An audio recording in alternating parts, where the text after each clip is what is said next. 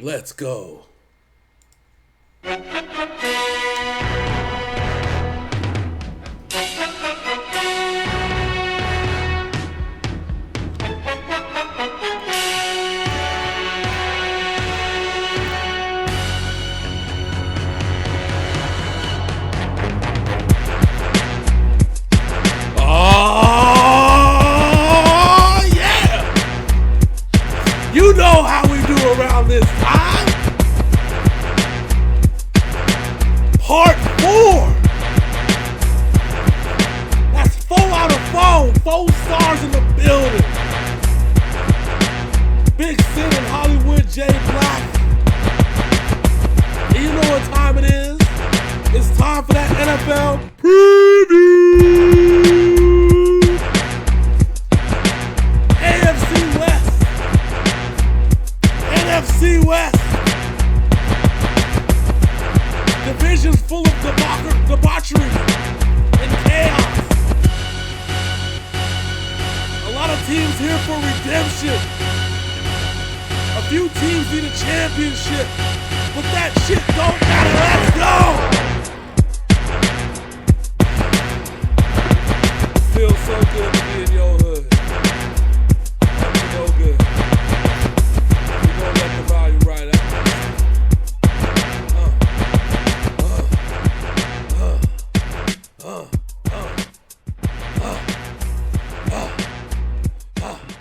Sound like DMX over here. What is good? What is good? What is really, really good, ladies and gentlemen? Welcome to the NFL preview. This is your boy James, aka Hollywood J Black, live in the building once again. And I got my main mans, Big MFing Citizen in the building. How you doing today, sir?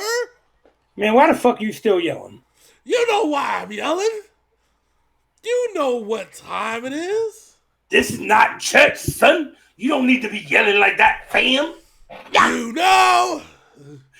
This is we about to talk about the West because Hollywood's team finished in last place last year. It's okay. It is not a fucking game. Because y'all got MetLifed. Don't fucking remind me. Welcome to the episode 4 of the NFL preview for this season. And guess what, ladies and gentlemen? Next Wednesday, your boys right here, we're going to do something we haven't done in quite some time. We are going to be live for the next 24 weeks, I think, on Wednesday nights. Yes. We'll be back in the building, live on Facebook and YouTube at the same time. For the first time since before COVID. Since before, yeah. Yeah, it's been a minute. It has been a fucking minute, man. Did y'all motherfuckers miss us? Nah, you know they didn't give a shit about us, cuz. Yeah, they're like, man, we still see these motherfuckers every day doing reacts, man. Fuck them. But for the sports cats.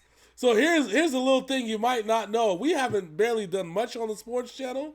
And our highlights from 2 years ago are going back into rotation. And we've actually started gaining subscribers on the sports channel. Ain't that some shit? Hey, I'm here for it. Listen.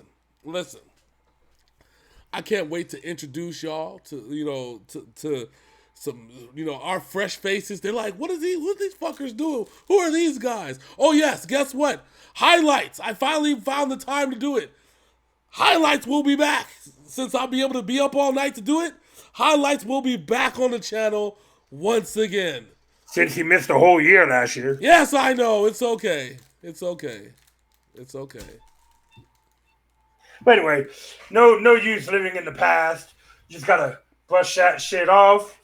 Just know that we are here. We are back. Like I said, live once again every Wednesday night starting next week, which is week 1 of the NFL season. And guess what, sir? The beautiful thing about things like that is that we are at our best when shit is ready to go live and we got stories to talk about, and you know what I'm saying? We there's a lot of drama in the building, and actually the West y'all, right? has so much drama going into this season. So much drama, in fact. So much drama. I feel that there's a song that I need to play that specifically defines what we get to look into. Well, the problem with this is I'm already going to be fighting a copyright for the NFL song. So. I'm just gonna play just the first 7 seconds of this song. Are you going to put so much drama in the LBC? No, not at all. Not at all. Just, like I said, just give me a second. Just give me a second. It just goes like this. Something about the West Coast. Shh, don't tell nobody. Something about the West Coast. It makes me wanna ride. So the reason this episode is getting special attention from Hollywood over there is because his 49ers, my bad, are in this division. But we are starting with the AFC West. And we are starting with the Denver Broncos. Oh, them Denver flipping Broncos. Listen, man. This team is an enigma, wrapped in a conundrum, also wrapped in cellophane because they're all so delicate. This team was, before COVID, was destined to do big things under Drew Lock last year. Well, before COVID and a knee injury. Yeah, both of those things disrupted every single piece of momentum that the Broncos had going into last season. Then couple that with Philip Lindsay not performing up to standards and being expendable. And then Von Miller getting injured and coming off the worst season of his career. Elway and company cannot be happy. And going into this year, they are still that enigma, wrapped in that conundrum. And I honestly don't know what to expect from the Denver Broncos this year. Like, I want to sit here and tell you that, like, there's some good things about to happen in Denver. I can't tell you that with the straight face. I can't. We'll get to their roster in a second, but I want to talk about some of their signings like we do every team when we start this shite. So the Broncos had a busy offseason. They brought in Mike Boone, Cody Conway, Case Cookus, Amara Darbath, Ronald Darby. Oh, God, here we go. Rojesterman Ferris. Rojesterman. Fucking superhero? Rojesterman. Cameron Fleming, Kyle Fuller, Brett Jones, Peter Kelambayai, Isaiah Mack, Bobby Massey, Latrice Patrick, DeMonre Pearson Elm, Eric Saubert, Shamar Stephen, Peter Tyempopenu, Tedrick Thompson, and Damon Willis. A bunch of dudes. I recognize like 3 of those names. They lost. They lost AJ Boye, Jeff Driscoll, Deshaun Hamilton, Jaywan James, and Nick Vinay. They didn't lose many people, but they brought in a lot though, as compared. But then we got their draft here. They have Patrick Surtain II out of Alabama. Okay. Javonte Williams, Quiz Miners, Baron Browning, Caden Stearns, Jamar Johnson, Seth Williams, Terry Visser Jr., Jonathan Cooper, and Marquise Spencer. They got Coop? No, just playing. They got our boy Coop. All right, so. But with one of their draft picks, they traded for their starting quarterback who will be starting the season this year, a man who has kind of broken for the last 2 years. Teddy Bridgewater, ladies and gentlemen, Teddy Bridgewater. Yeah, they got off lucky on this one when it comes to draft picks. So this team is really defined by their coach, and based off all of the picks and all the additions, they're defined by their coach. And their coach, Vic Fangio. yes, Vic Fangio, bitch. The coach of the former defensive coordinator of the San Francisco 49ers, who was also eventually the former defensive coordinator of the Chicago Bears when everything went to shit after Jim Harbaugh left. This team, Vic Fangio just oozes defense. He is a defensive guru. For as bad as the Broncos were last year, they did have a bright spot in their defense. But it was like every 3 games. Yeah, but that's what happens when you're young. You know what I'm saying? That's the key. And Von Miller, oddly enough, who was supposed to be the guy that basically the Denver's Patrick Willis, right? Because under Fangio, Patrick Willis put up excellent numbers. I mean, he was already a Pro Bowler, but Patrick Willis had the best. The linebacking core under Fangio in San Francisco has some of the best numbers of their career. Everybody but Von Miller put up better numbers than the year before in Denver. Well, that's also because Von Miller suffered 2, not 1, but 2 damn near season-ending injuries, and the second one actually ended his season. Yeah, very early in the season. So, well, see what happened is that in year 1. Well, let me rephrase that. The year before Fangio got there, he had suffered 1 knee injury.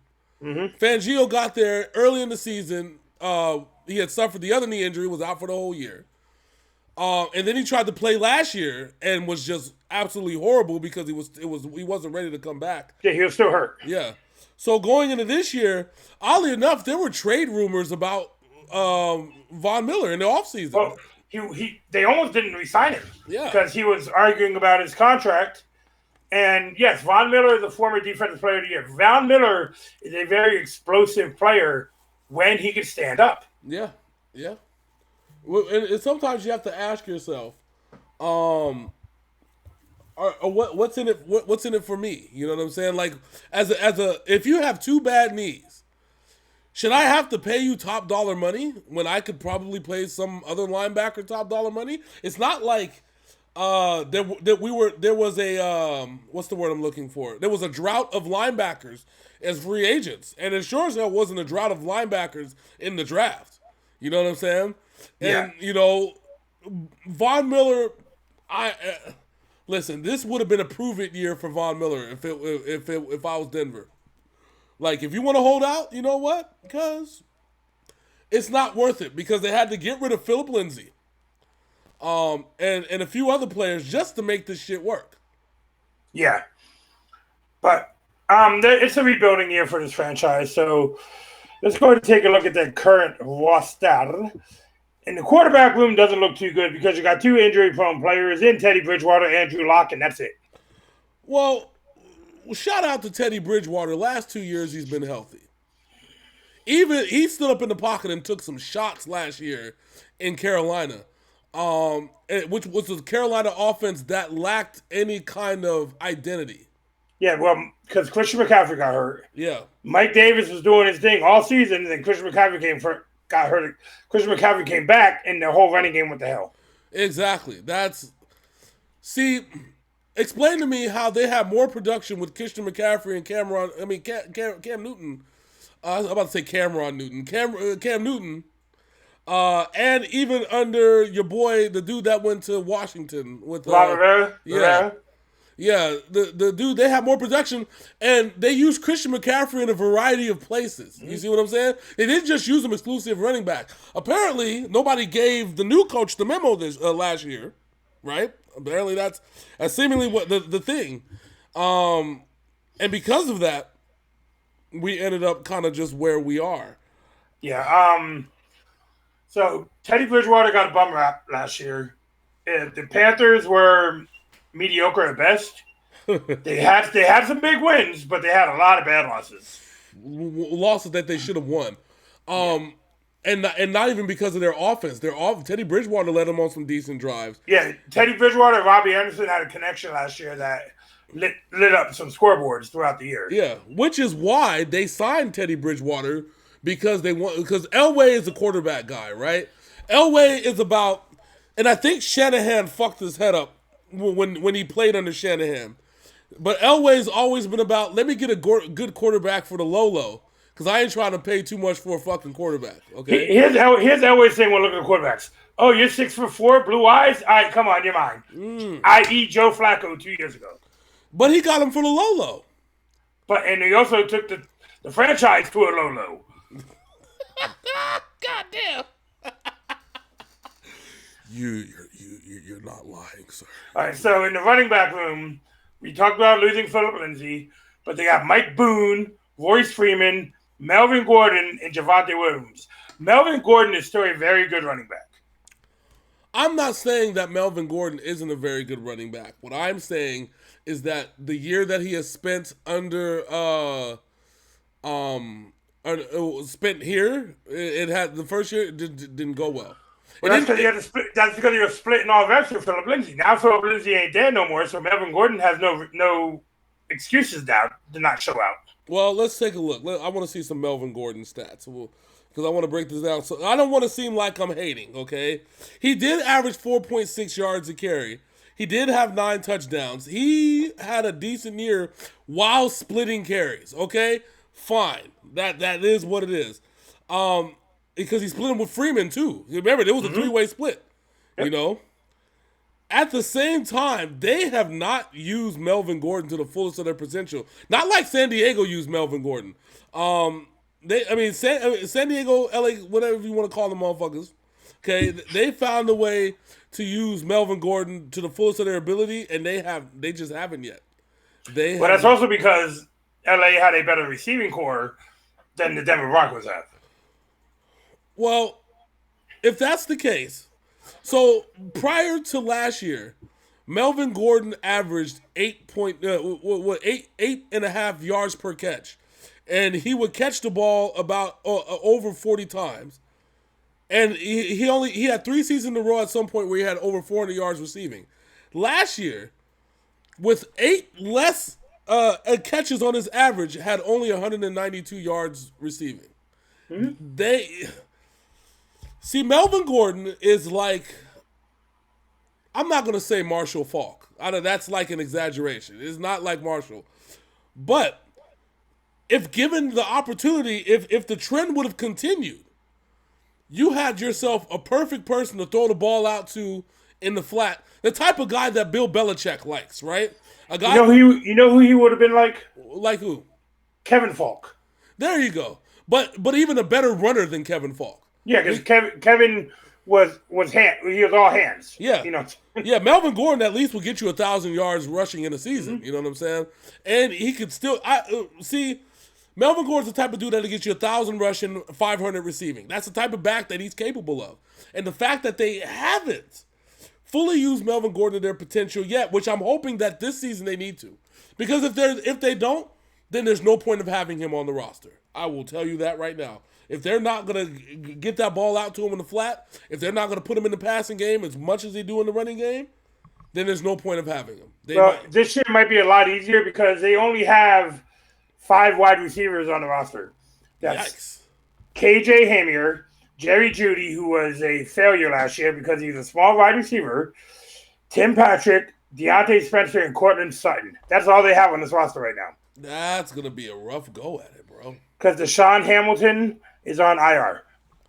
That's gonna be 5 receivers. They're gonna look like a rough team. Do they have at least 3 or 4 tight ends?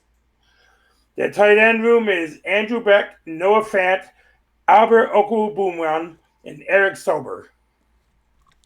That's not bad. I mean, Jerry Jeudy wasn't bad last year, but Jerry Jeudy being the primary target was a bad thing last year. Yeah, and with the exception of Cortland Sutton, Jerry Jeudy's going to have to be the primary target this year. That's going to be rough. I would think that. All right, so under Teddy Bridgewater, I think Jerry Jeudy's going to have a career year, but that's not saying much. I mean, listen. Well, you're the rookie last year, so it's not hard. Well, I know, but peep this. He had 52 catches for 856. Mm-hmm. Only 52. And that's 16 yards a catch. You know what I'm saying? So when you look at it in that perspective, that means every time you throw it to him, it's a first down. The problem is that he only had 3 touchdowns last year. He had my man had Julio Jones syndrome. Yep. I hate to say it, but If people don't know what we're talking about, 3 years ago, Julio Jones had like 100 catches and didn't score a touchdown until like the last 2 games of the season. exactly, and that you can't have that. Not when you have a prospect like Jerry Jeudy. You can't do that. And he did put on weight this offseason because he needs to build his NFL body now. Yeah. Because in college, he can run past motherfuckers. Guess what? In the NFL, you're not running past people. It's so bad there, the worst corner could probably keep up with a rookie NFL wide receiver. He's 6'1", 193. That's not the type of, that's not going to get you much. But I like the potential of Jerry Jeudy with the right quarterback. And if Teddy Bridgewater, who's going to, if they can do it right, I would move Jeudy out of the flat and into the slot. You know what I'm saying? I would not put him at risk for those hits over the middle, though. That is the thing. But until he's up to like 215, 225 with that 6'1" frame, he needs to stay going goalpost and flats. He doesn't need to be in the middle. But that's bad when at 6'1", when you're I know. I know. When the corner that's across from you is literally just as tall as you, literally just as thin as you, and a lot more physical. Yeah, and it's not like he's not like the one bad part about the bad part about Teddy Bridgewater as opposed to Drew Lock. Drew Lock will get you that fucking ball deep. He'll make if you're beat, he will get if you're beating somebody, he'll get you that fucking ball. Teddy's a game manager. Yeah. Thank you. I'm glad somebody I'm glad you said it because I didn't want to say it.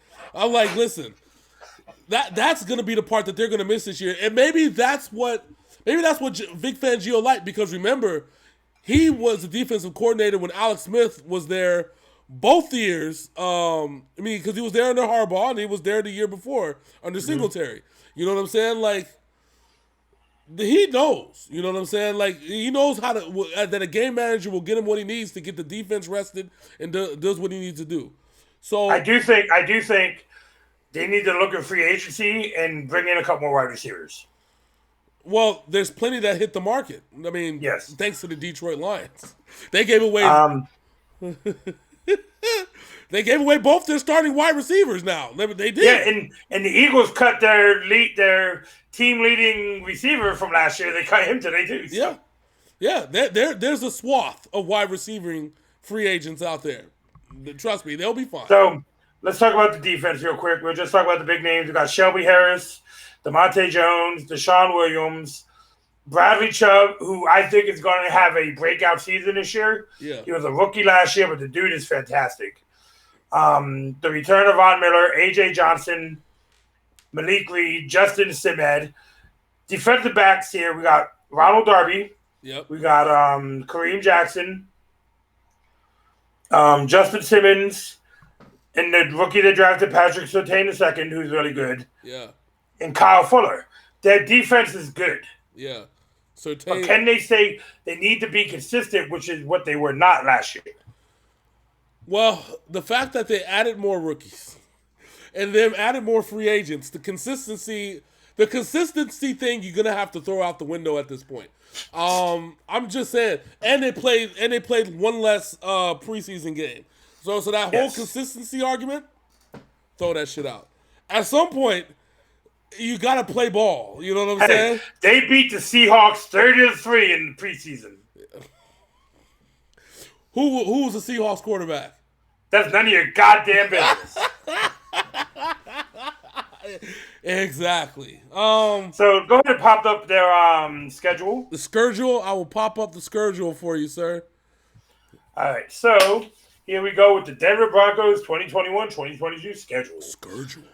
At the New York Giants, at the Jaguars, home against the Jets, home against the Ravens, at the Steelers, home against the Raiders, at the Browns, home against Washington, at the Cowboys, home against the Eagles, at home against the Chargers, at Kansas City, home against the Lions, home against the Bengals, at the Raiders, at the Chargers, and then they finish off at home with the Kansas City Chiefs. I'd be dead ass honest with you. If you hadn't have told me exactly what the schedule is, the way that this blurred this shit out, I couldn't even tell you what it was. It's graphical transfers suck, okay? They just might beat the goddamn Steelers. Who knows at this point? No, it's early in the season, so the Steelers will beat them. I don't know that shit. You never know. You never know. I mean, given the fact that I forgot who's even running the ball for the Steelers nowadays. Because it's homeboy from Alabama last year. Oh yeah, that's right. That is right. They're gonna beat the Jags. That's for damn sure. Is that the Giants? You said? Okay, the Giants first. Yep. Then the Jaguars. That's 2-0. Then the Jets. That's 2-0. Easily. That's 3-0. Then the Ravens. 3-1. Then the Steelers. All right, fine. 3-2. Okay. Then the Raiders. They'll probably split with the Raiders. So we'll say this one's at home. So yeah, so 3-2. So 4-2. Okay. Then at Cleveland. 4-3. Then home against Washington. Oh, that's gonna be rough. 4-4. At Dallas. 4-5. Home against Philadelphia. 5-5. Home against the Chargers. 6-5. Okay. At Kansas City. 6-6. Home against Detroit. 7-6. Okay. Home against the Bengals. 7-7. At the Raiders. 7-8. At the Chargers. 7-9. Home against the Chiefs. Let's roll the dice. 8-9. You're gonna go 8-9? Yes, I'm going 8-9. Kansas City has problems in Denver. Okay, at the end of the season, when the Chiefs are probably going to be like 16-0 or some shit like that, they'll probably just throw it. I don't know. The Chiefs are not going to be that good this year. I know. But the Chiefs will probably already be in playoff with leading the division. You know what I'm saying? Like, at some point, I just look at it as like, they'll probably throw away that game. You said 8-9? 8-9. I'm going 7-10 here. I think the Chargers are actually going to sweep this team this year. The Chargers are a dark horse in this division. Playing Denver in Denver is still a problem. Still a problem. It's one of those things that barely only few teams. I give Washington a chance because I feel that Washington defense is 10 times better than what Denver's going to bring to the field. And you got King Yeet quarterbacking and Ryan Fitzpatrick. So that's what I'm saying. So I mean, Chase Young just might murder Teddy Bridgewater by that time. And fucking Andrew Luck. Everybody's on the shelf now. Now the punter's throwing like it's fucking NFL 2K5. Yes, I haven't forgotten. Poor Alex Rampelt. I haven't forgotten. All right, go ahead and throw up that beautiful LA Chargers. Oh, it's Charger SZN? Charger SZN. Okay. So, this team lost a lot of close games last year. This team could have easily been second place in this division last year. Easily. And they wouldn't have folded like the Raiders did. But rookie quarterback. My issue with Justin Herbert is he does the extraordinary extremely well. He does the mediocre very badly. The stuff you want to see quarterbacks doing normally, he is very bad at doing. That's what happens when you're a rookie, though. I mean, he's not. I get that, but you don't often see rookies on 3rd and 20 be able to convert that for a touchdown when they're fucking on the other side of the field. That is the kind of shit he was doing on 4th and 10s, converting this shit. But first down, nothing. Second down, interception. First down, nothing. The normal shit that you would generally get out of a field general is what they call him. Like, even Madden calls him a general. That stuff that you normally do easily and you take for granted, he had issues with last year. No, and I get that, okay? I get that. So here's the deal, okay? This is what happens when you have two of the best receivers in the game as your two targets. And one can't stay healthy, and Mike Williams. Yeah, but god damn, man, that. Yeah, we're going to get to their roster. So they lost this offseason. They lost Hunter Henry. Yeah. Who was a big part of their fucking offense. Yeah, that one's going to hurt. They lost Melvin Ingram, who was a big part of their defense. That one's going to hurt, too. They also lost Denzel Perryman. That one's going to hurt, too. Tyrod Taylor got stabbed in the kidney and nobody cared.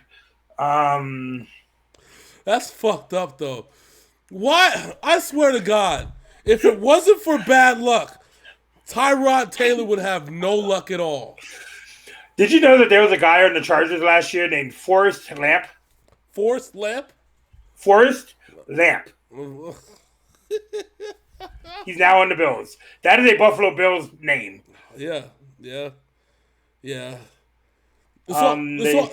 like to add that last year, there was a game that they had no running back. Yes. And Justin Herbert ran 9 times for 66 yards. In that game, he was their leading rusher for that game. But the point of what I'm trying to say is before we get to the personnel, is that Justin Herbert has probably the biggest ceiling in the world, and he's reached that ceiling. And that ceiling is the games that like he played against Jacksonville. 27-43, 347, 3 touchdowns, no picks. That's his ceiling. That is like, in a perfect world, you can expect that from Justin Herbert every single week. Now, and that's the thing. Nobody expected it from him. No, not at all. Coming out of college. Now, the problem, what happened last year, is that the Chargers lost way too many games in the last 8 minutes, 7 minutes, somewhere around there? I think they had like 6 losses by a combined total of like 7 points. Well, remember they had the streak 4 games in a row where they lost. So they in a 4-game streak, 2 of those games at home, they lost to the Chiefs, the Panthers, the Bucks, and the Saints. Mm-hmm. All by 3 points, all by a touchdown or less in the last 8 minutes of the game. And we're talking about very good teams that they were playing. Yes, but then they beat the Jaguars, and then they fucked around and did the same thing again 3 weeks in a row when they lost to the Broncos, the Raiders, and the Dolphins. And that's why Anthony Lynn got fired last year. Yeah, and that's in those games. Now that Justin Herbert has that year under his belt, they're going to win more of those than they're going to lose this year. Yeah, I got upset that the firing of Anthony Lynn, because let's be honest, Big Sim, he was put in a shitty situation when he got there. But I'm saying though, so because remember 2 years ago they went to the playoffs. Mm-hmm. But that was Phil Rivers and Antonio Davis, and Gates and all them. Yes. Yeah, when they would have won the damn division. When they won 2 years ago, yeah, they won the damn division, and then they decided to go left. Let me ask you an honest question. Okay. Because now you're gonna have to take your brain back to last year. Did the San Diego Chargers have any business winning as many games as they did last year? With a rookie quarterback? Oh, hell no. Yeah, no.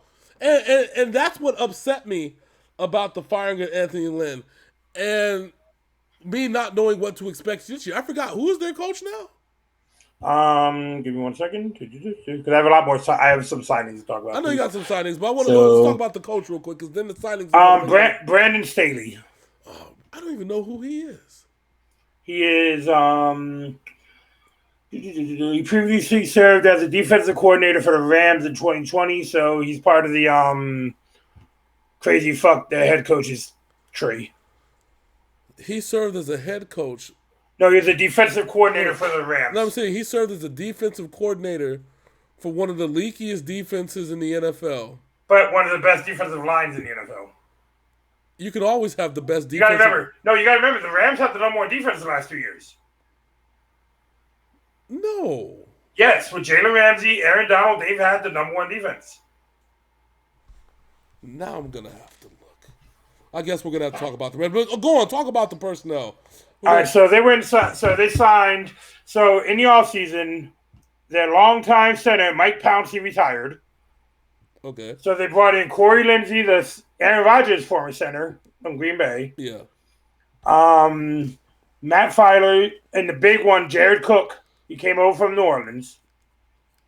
Okay. Ode Abushi, Kyler Fackrell. Chase Daniels is going to be a really good backup for Justin Herbert. Man, Chase Daniels the greatest backup in the history of backups. And they brought over Austin Pohl from the XFL. And anybody who knows that last name knows he's Ricky Pohl's kid. Yeah. Remember I told you that's the pro kid that played in LA last year. Yeah. In the draft they had Rashawn Slater. This was my biggest draft pick for the Chargers this year. Asante Samuel Jr. That's an interesting one. This dude's dad is a Hall of Famer. Yeah. Easy. Josh Palmer, Trey McKitty, Chris Rumpf II, Brendan James, Nick Neiman, Larry Roundtree. And no, that's not Dolph Ziggler, Nick Neiman. Larry Roundtree and Mark Webb.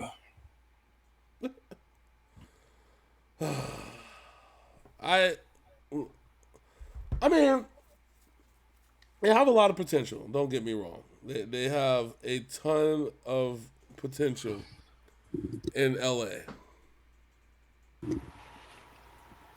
But I'm just like, I don't know. I have my reservations because this is a new coaching staff. And I want to say that things are going to get better. The problem is that now there's tape on Justin Herbert. Now you know what to expect from week in and week out. We're not talking about Anthony Lynn's offense last year either. That's not the case. Because Anthony Lynn's offense was a quarterback-friendly offense. Same offense that got Phillip Rivers, you know what I'm saying, his last hurrah in L.A., you know? Mm-hmm. So, I'm looking at this. I don't know. So, let's talk about the roster. So, your quarterback room, you got Justin Herbert, Chase Daniel, and Easton Stick. Yeah, Stick, baby. What the fuck that is. My main area of concern for this team right now is the running back core. Because you got Austin Eckler, Justin Jackson, Joshua Kelly, Larry Roundtree III, and their fullback Gabe Neighbors. As long as Austin Eckler stays healthy, which he didn't last year, they should be fine. Should be. At the same time, Justin Herbert, obviously we know he can run because he did. He can run, he has a big arm. Yeah. That's the two big things. But they need to really protect him. You don't want that man running. You need to protect his ass. So, over in the wide receiver room, they only have 5 on contract after today. Keenan Allen, Jalen Guyton, KJ Hill, Josh Palmer, and Mike Williams. Mike Williams needs to have a healthy season. Yeah. Keenan Allen, the window for Keenan Allen being one of the best receivers in the AFC is closing fast.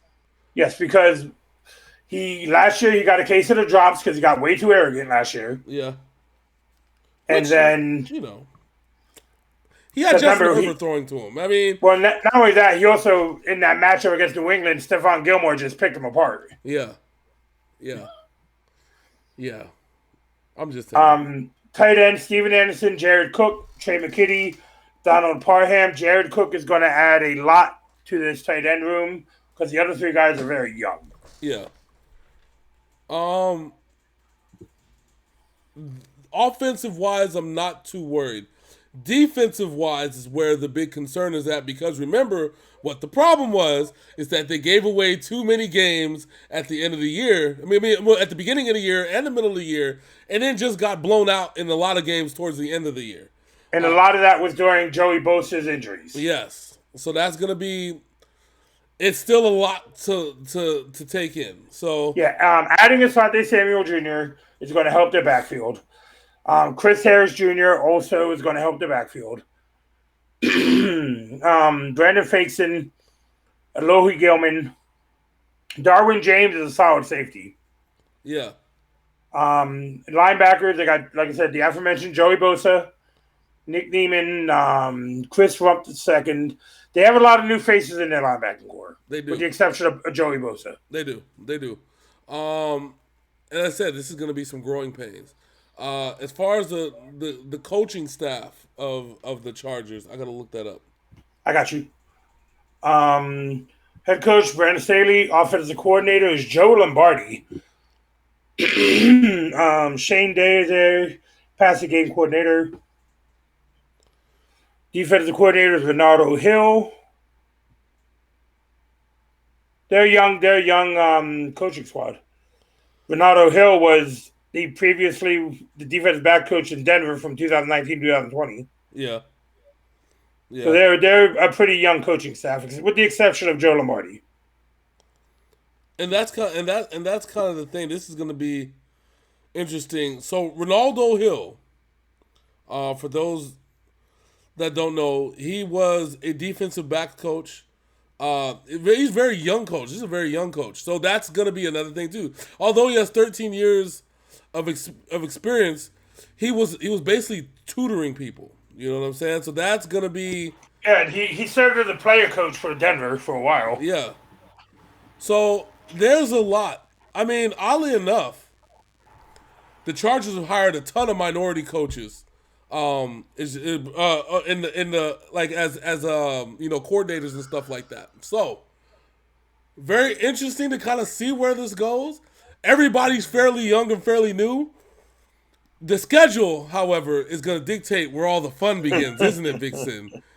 Yes, sir. Go ahead and pop that bad boy up. All right, this is going to be... So we are starting off at the Washington football team. Home against Dallas, Yep. At Kansas City, home against the Raiders, home against the Browns, at Baltimore. And you got your bye week. Then they're home against New England, at Philadelphia, home against the Vikings, home against the Steelers, at Denver, at Cincinnati, home against the Giants, home against the Chiefs, at Houston, home against Denver, at the Raiders.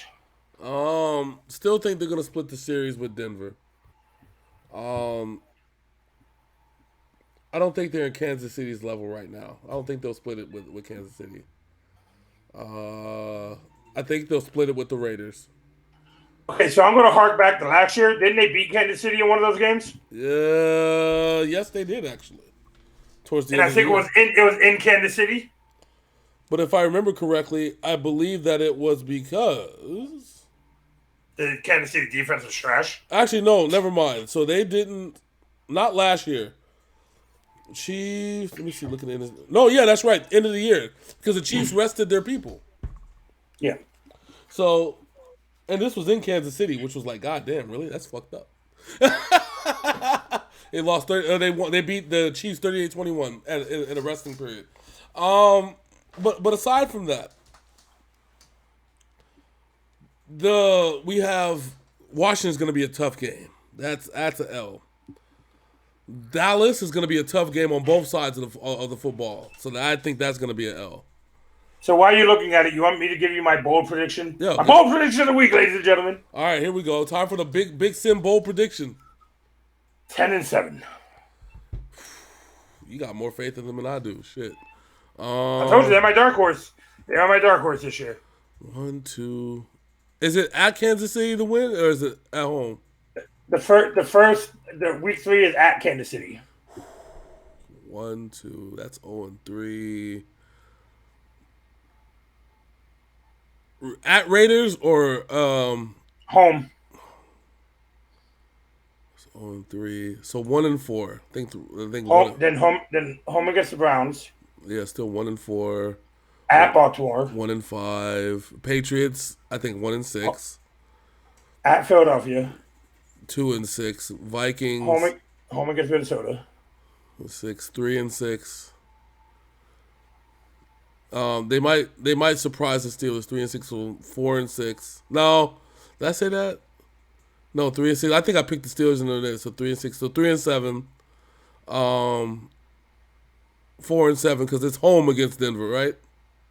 The first one. It's at Denver. Oh, 3-7. So 3-8. 3-9. 4-9. 5-9. Because I think they'll beat the Chiefs at home. I think they might just surprise somebody. 5-9. 6-9. 7-9. 7-10. I'm the antithesis of you, sir. You're 10-7. Right. I'm saying 7-10. All right. Now go ahead and throw up that Las Vegas Raiders.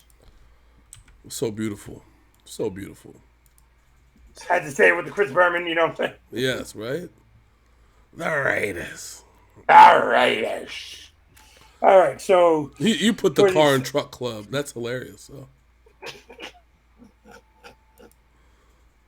So the third straight season, the Raiders started off really good and then folded like the little bitches they are. Sounds about right. Sounds par for the course. So we are going into the fourth season under John Gruden. He has not taken his team to the playoffs, and he has not even had a winning record since coming back. But they guaranteed a 10-year contract for him. So John Gruden's here for another 6 years. And even if they cut him, they still got to pay the man. So they have some notable acquisitions according to their Wikipedia page. Notable Acquisitions. That makes it a lot easier for me. Oh, right? Notable. Kenyon Drake. Mm-hmm. Yannick Ngakoue. Okay. Quentin Jefferson. Okay. John Brown. Okay. Matt Dickerson. Okay. Solomon Thomas. Okay. Nick Martin. Okay. And Casey Hayward. But were any of those notable notable signings the pass rush that they've been looking for the last couple of years? Yannick Ngakoue probably the best pass rusher on the team now. But is he better than Khalil Mack? The funniest story about this is back in March, John Gruden tried to trade back for Khalil Mack. And the Bears laughed at him. Which they should have. That is beautiful. That is so beautiful. Something special. Something special. So in the draft, there were Alex Leatherwood, an offensive tackle. Okay. Trevor Moring, a safety. Malcolm Kuntz, a linebacker. Divine Diablo, a safety. Tyree Gillespie, a safety. Nate Hobbs, a corner.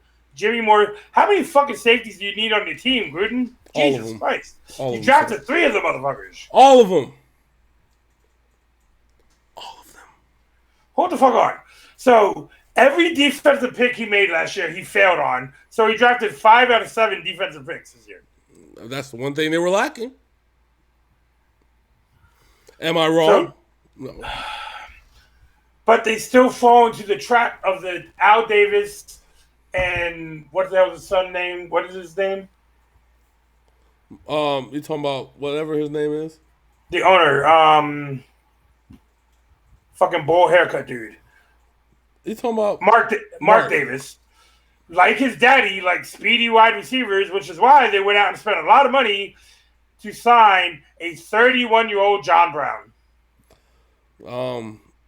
So I will tell you, like a nigga told me, cash rules everything around me.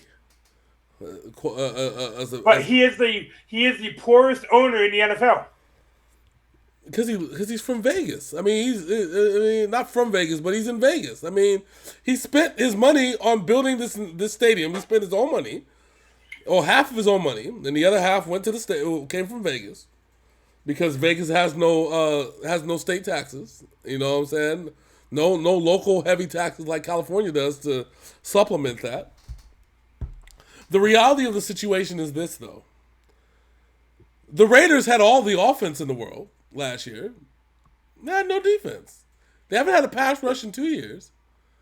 You got to get as much pass rush as you can. I mean... But you're drafting corners and safeties. They're not giving you a goddamn pass rush. Well, if the receivers are covered, somebody's got to get back there. No, they won't. They'll try. We saw it last year. They'll try. And the receivers are not going to be left. The receivers are not going to be covered because every fucking corner he has is a joke. Well, that was why you think he drafted more? Because there are going to be more jokes.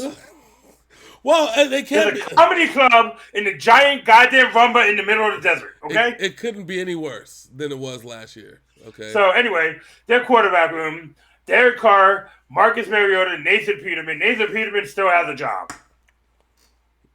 Surprisingly, unsurprisingly, John Gruden's favorite player on that team is Nathan Peterman. Okay, And they're paying Marcus Mariota $15 million a year instead of stacking their defensive line. Well, yes.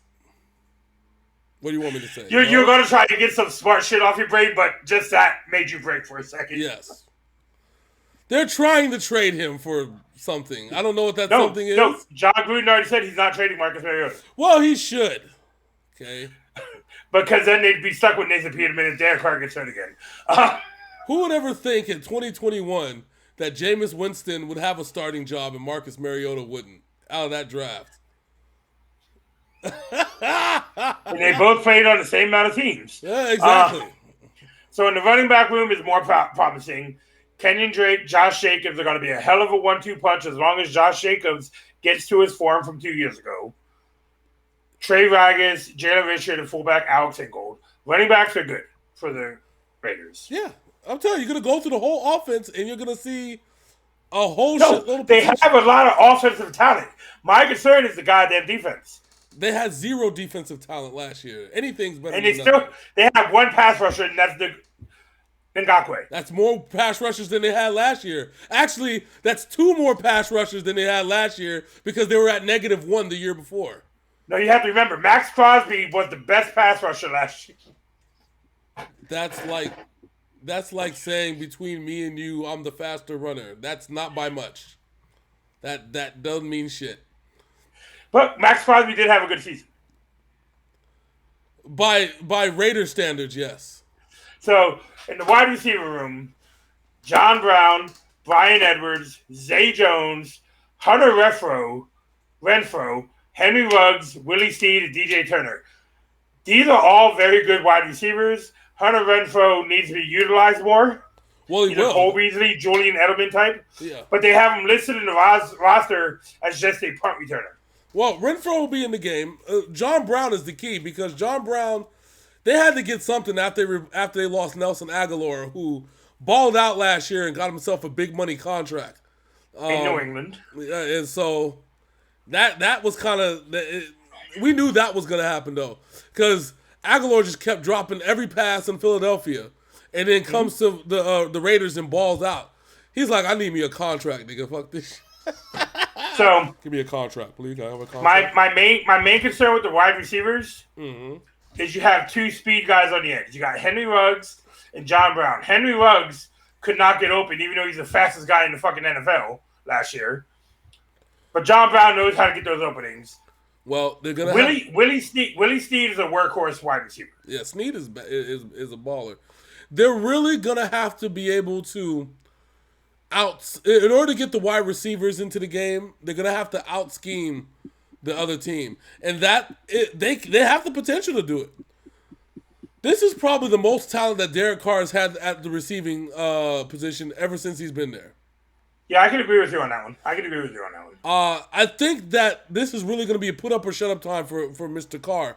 And I think that if they don't do it this year, the fact that they have Peterman as your third stringer, I can't believe I said that, but the fact that they have Nathan Peterman as the third stringer, Mariota as the second stringer, the fact that there's still some free agent quarterbacks out there, guys like Cam Newton that can come in, the fact that next year's draft is loaded at quarterback, this is going to be a put up or shut up year for Derek Carr. This is the type of year that with this amount of talent on the offensive side, they better find every single way to win. Yeah, you got Kenyon Drake, Josh Jacobs, that wide receiver core. You got Darren Waller and Foster Moreau at tight end. Yeah, and the sad part about it is I can't even blame. Like I want to blame John Gruden, but you know what I'm saying. Like if they fuck up, it's easy to blame him. But he's put together a talented roster offensively. But you got to remember, they only sign high class guys, and Richie Incognito is still their best offensive lineman. And he's still balling. Yeah, Richie Incognito is an interesting fellow.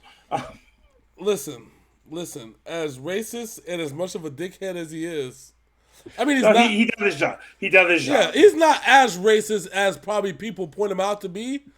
The fact that he still has a job tells you that. Because you know your boy, what's his name? Goodell will be like, nah, this motherfucker, he'd send out the word like he did for a certain CK7. So, the defensive line, Max Crosby, then you got Gerald McCoy, Yep. and you got Ngakwe, as I said, and Solomon Thomas. It's a solid defensive line, but they're good run stoppers. Solid as a rock. Which, remember, they were really good against the run, but really shitty against the pass last year. Their linebacking core, they signed Corey Littleton to this ridiculous contract out of the Rams, and the only reason Corey Littleton was so good on the Rams was because they have an Aaron Donald who gets triple teamed on every fucking play. And wild Aaron Donald appears. Right? That dude is a fucking animal. Yeah, so, yeah. Defensive backs, all these top draft picks. Jonathan Abram failed. Fucking Nevin Lawson failed. Darren Levitt failed. Trayvon Mullen got burned so many goddamn times last year. What you trying to say? I'm saying, John, Mr. Gruden, you're not in Tampa anymore. You do not have a barber in your backfield. Well, I think at some point he's gonna have to call a Warren Sapp. Because just like the owner of your team, you need a barber. Okay? Damn. It's so cold. So let's go ahead and throw up that Skeggy. Skeggy? Goddamn, everybody beat the Seahawks. They beat the Seahawks 20-7 in the preseason. Yeah, Seahawks were ass in this preseason. I don't even think they tried, to be honest with you. All right, so the schedule we're looking at here, they have a very tough opening matchup. The Baltimore Ravens. Jesus Christ. Then at Pittsburgh. Then home against Miami. At the Chargers. Home against the Bears. At the Broncos. Home against the Eagles. Thereby. At the Giants. Home against the Chiefs. Home against the Bengals. At Dallas. Home against the football team. At Kansas City. At Cleveland. Home against Denver. At Indy. And home against the Chargers. All right. They're going to take the L against the Ravens. No doubt. They're going to take the L in the first. I think they're taking the L in the first 3 weeks. First 2 weeks, you think they'll take an L against the Steelers? Three? Maybe. All 4, because I counted that Chargers game as a win for the Chargers. Are they at home or on the road under the Chargers? They're at LA. Okay, I did count that as an L. So I'm starting off 0-4 with these boys. Jesus Christ. Okay, hold on. Can I really go there, though?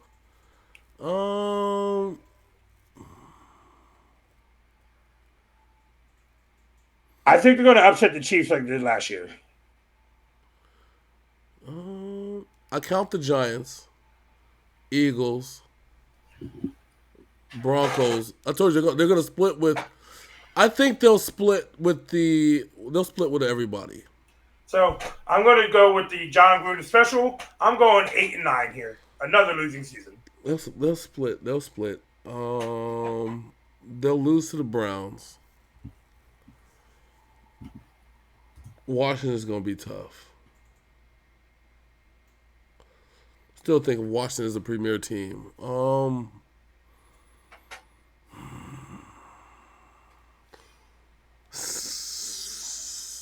I'm gonna agree with you. 8-9. Yeah, I don't see this being a 500 team. Nah. They're going to be either just below. They're not going to get over 8 wins this season. Yeah, because I'm looking at outside of the 5 I was telling you. I mean the 3 I was telling you about the splits. I'm thinking New York. I'm thinking Philly. I'm thinking the Colts. The Cowboys. But the Colts might be fighting for a playoff spot, so they might be playing hard at that point. At Indy? Yeah, but even at that, the Raiders might be too. The Colts. And then I think they might steal one against the Cowboys. And then the Bungles. All right. So Next up, we have the team that in the Super Bowl set an NFL record for how many yards their quarterback ran backwards. Why you gotta go there? The Kansas City Chiefs. Patrick Mahomes ran 500 plus yards behind the line of scrimmage in the Super Bowl.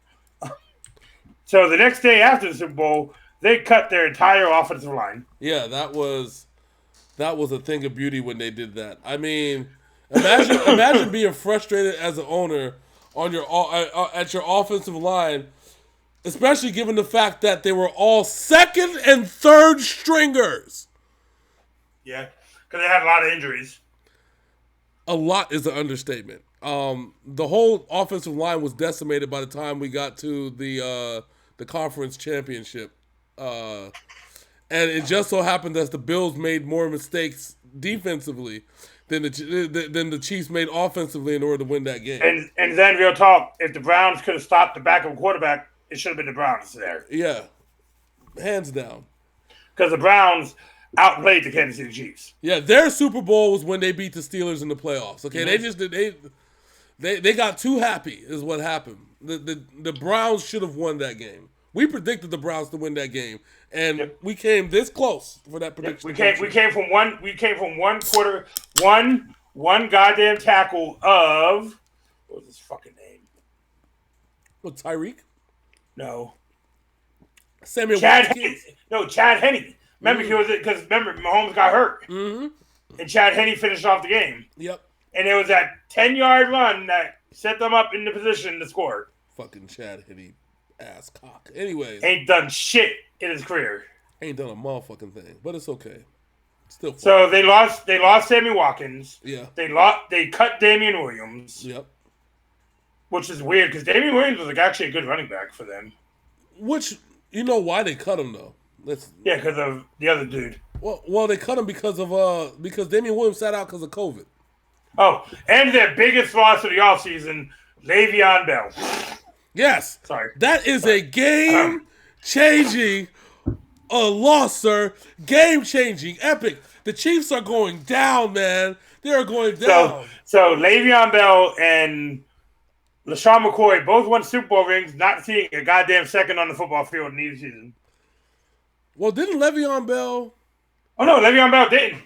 LaShawn McCoy won 2 in a row because he was on Kansas City last year and then Tampa Bay this past year, then Kansas City 2 years ago. Where did Le'Veon Bell end up this year? He's not anywhere right now. Oh, shit. I forgot about that. Okay. They traded 4 draft picks for Orlando Brown. Okay.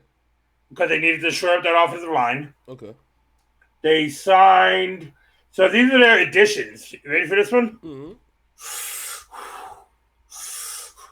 They made a lot of changes this offseason.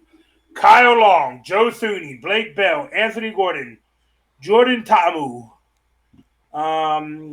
Gabriel Dieter, Chad Williams, Antonio Callaway, Jody Fortson.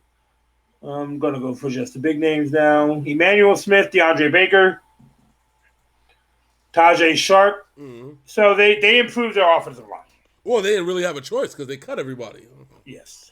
So at least they get their starters back, and they improve the depth behind it. So they didn't have a pick to the 58th selection in the NFL draft because they traded all their draft picks for offensive linemen. I mean, what can you do? They drafted Nick Bolton, a linebacker out of Mizzou, Creed Humphrey, a center out of Oklahoma, Joshua Kindock, a defensive end, Noah Gray, a tight end, Cornell Powell, wideout, and Trey Smith, a guard. Okay. So more depth for their offensive line. Yes. Hopefully they all don't get fired by the time the season's over. Let's see who they cut. So the final cut. Let's see if there's any big names in there. Nah, they didn't really cut anybody big.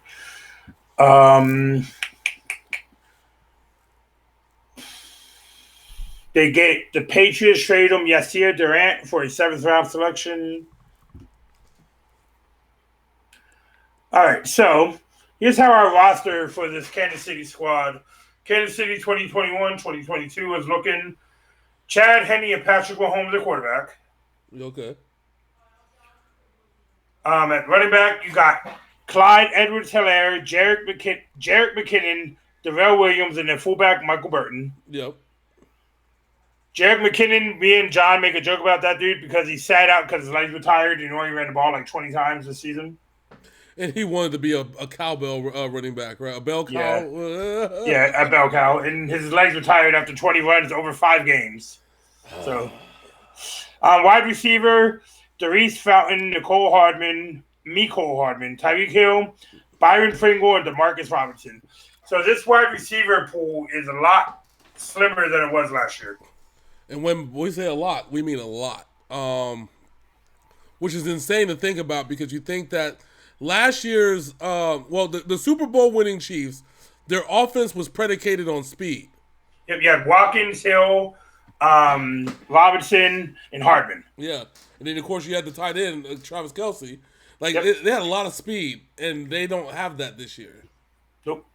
Because Darius Fountain, I don't even know who the fuck that dude is. Well, I guess we're going to find out. I don't know. He's, he's a rookie. He played for Northern Iowa. Fair So enough. the tight end room, Blake Bell, Jody Fortson, Noah Gray, and Travis Kelce. Their biggest adjustment is their offensive line. You got Orlando Brown Jr., Joe Thuney from the Patriots. You got Laurent Duvernay-Tardif. You got some good names up there. Mahomes ain't going to get as beat up as he did last year. That's true. Because he was getting his ass kicked last year. That's true.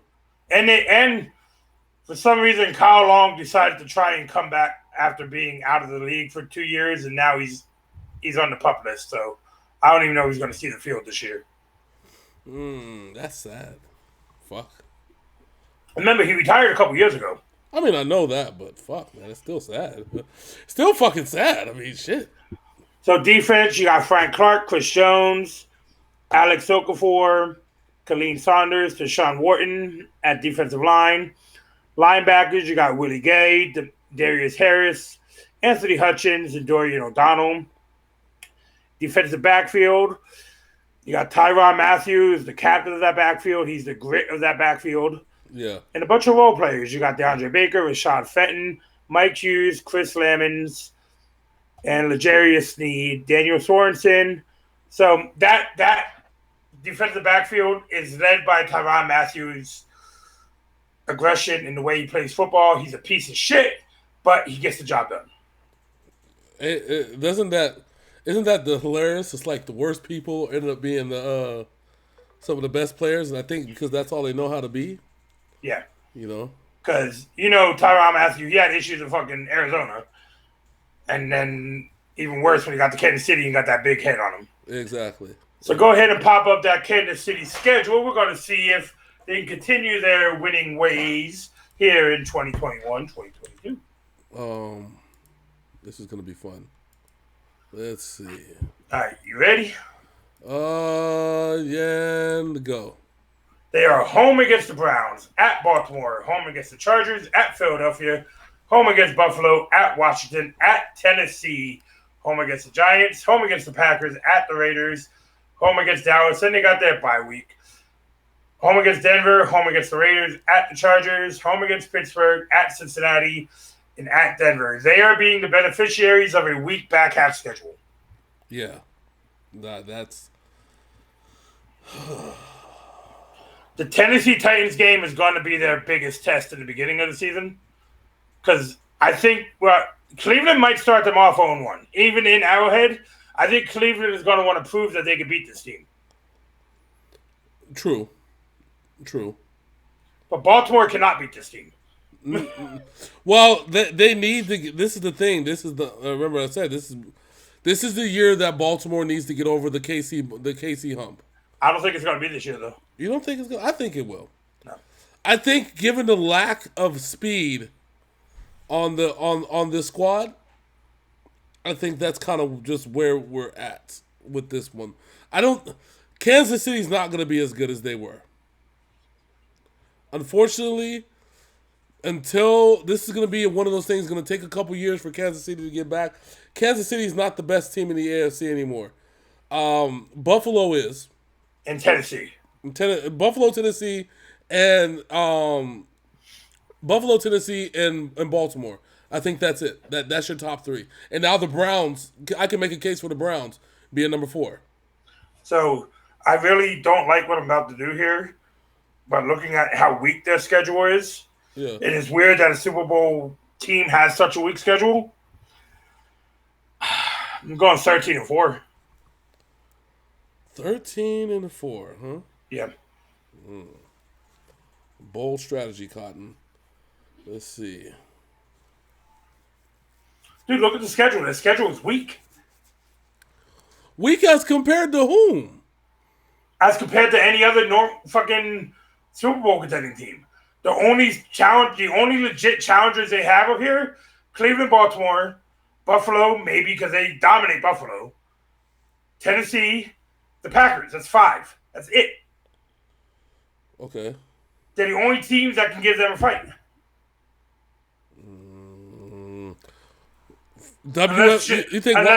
Unless shenanigans happen, those are the only 5 teams to really challenge them this year. All right, so let's start with division. Is going to be division. That division games are, you can never count out division games when you're dealing with this, because we see last year that they, with the exception of, but I can't say the exception. It's rough. So let's take out the division games 3-3. Split the baby, right? Buffalo, L. Baltimore. They're gonna go 5-1 in the division. They're only gonna lose 1 game in the division. You just hold on. Wait a minute. They're losing to the Chargers. But you also said that they were going to split against the Raiders. No, I didn't. Did I? Yes. Okay. My bad. 4-2. My bad. Christ. Hold on. You get to have these goddamn moments. I do too. I think they're going to split the baby in the division. 3-3. Okay? I think Teddy B is going to lead them to victory against KC. Okay? Oh, sorry. Why are you going to be so cruel? I'm going to change mine to 12 and 5. They're going to lose against the Browns. Browns, Ravens, okay? Bills, that's 6. Washington, 7. Tennessee, 8. You think they're going to lose to Washington? Yes. Whatever you smoking on, bro, can you send me some? Because I'm a little, I need something. You think I'm playing. I will make the bold prediction right now. The freaking Kansas City Chiefs are going 8-9.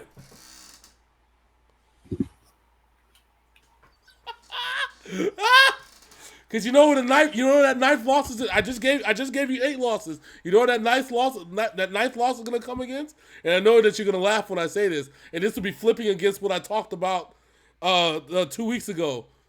Their ninth loss is gonna come against the Cowboys.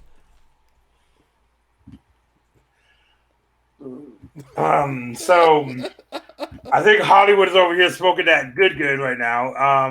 He's not sharing, which is unfair. Dude, why you gotta be me? I'm being realistic. I hate the fucking Chiefs as much as you do, but you got to be fucking realistic in this. I am being realistic. So you're telling me there's going to be a 3-way tie for first in the division between the Broncos, Raiders, and Chiefs? Yeah. You gave them all the same record? Yeah. All right. Go ahead and throw up that goddamn 49ers logo. He's like, you fucking asscock. No, see, and the fucked up shit is that shit will happen, but my 10-7 Chargers thing will come true, and the Chargers will win the division. There you go. Oh, Hollywood, the lost his shit, my man. What happens when Tom Brady takes your soul? What happens every year after Tom Brady takes your soul?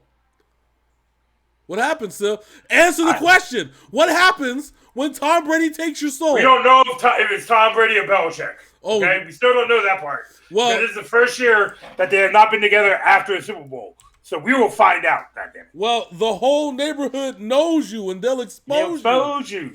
But I don't think the Chiefs are getting exposed by many people on that schedule. So They might get exposed in the playoffs, but as far as their regular season goes, I don't see it happening. Look at the store clerk. She's older than George Burns. All right, we are here with the San Francisco 49ers and Hollywood's team. Last year, they traveled to New York, a full, healthy, winning squad. They left New York broken, and Hollywood kept saying, this is fine, and it was not fine, and they had a very bad season. To where one of my friends blames Hollywood for the failures of the 49ers last year because of his whole this is fine thing. Everything is fine. Oh, he just said it again, and there goes your season. We are back in business, okay? Everybody is healthy. Everybody is happy. Everybody is doing wonderful. It is splendid. It is stupendous. It is grand. It is epic. Everything is going according to plan. Now, everything I just said is a bunch of bullshit. I will start there. Okay. Now that we've gotten that out the way, now that we've gotten that bullshit statement out of the way, let me give everybody a dose of reality. Okay. The San Francisco 49ers, who are my team, and I love them very, very much, have a big, glaring 2012 problem staring them right in the face. And that 2012 problem is a quarterback that has underperformed and a nice shiny new toy sitting on the bench. But that quarterback who was underperformed, his only healthy season, took them to the Super Bowl. Yes, wherein lies the problem. Jimmy Garoppolo, who we deemed as the savior to this 49ers team all but 3 seasons ago. 4 seasons ago? 4 seasons ago. 3? No, 4, because he got traded 4 seasons ago. It's actually been that long. Because remember, he did 1 season, and then he got hurt. Oh, yeah, he only played 6 games. The year after, took him to the Super Bowl, and it was out last year mostly. So. Yep. And then we had the year, of course, he took us to the Super Bowl. Then COVID, which was supposed to be the revenge year, the revenge tour. Then you went to MetLife. Everybody got broken. Even the ambulances that belong to MetLife broke down trying to pick you guys up. Yes, death life, as I like to call it. I swear that medical unit is ran by Lucy from Peanuts.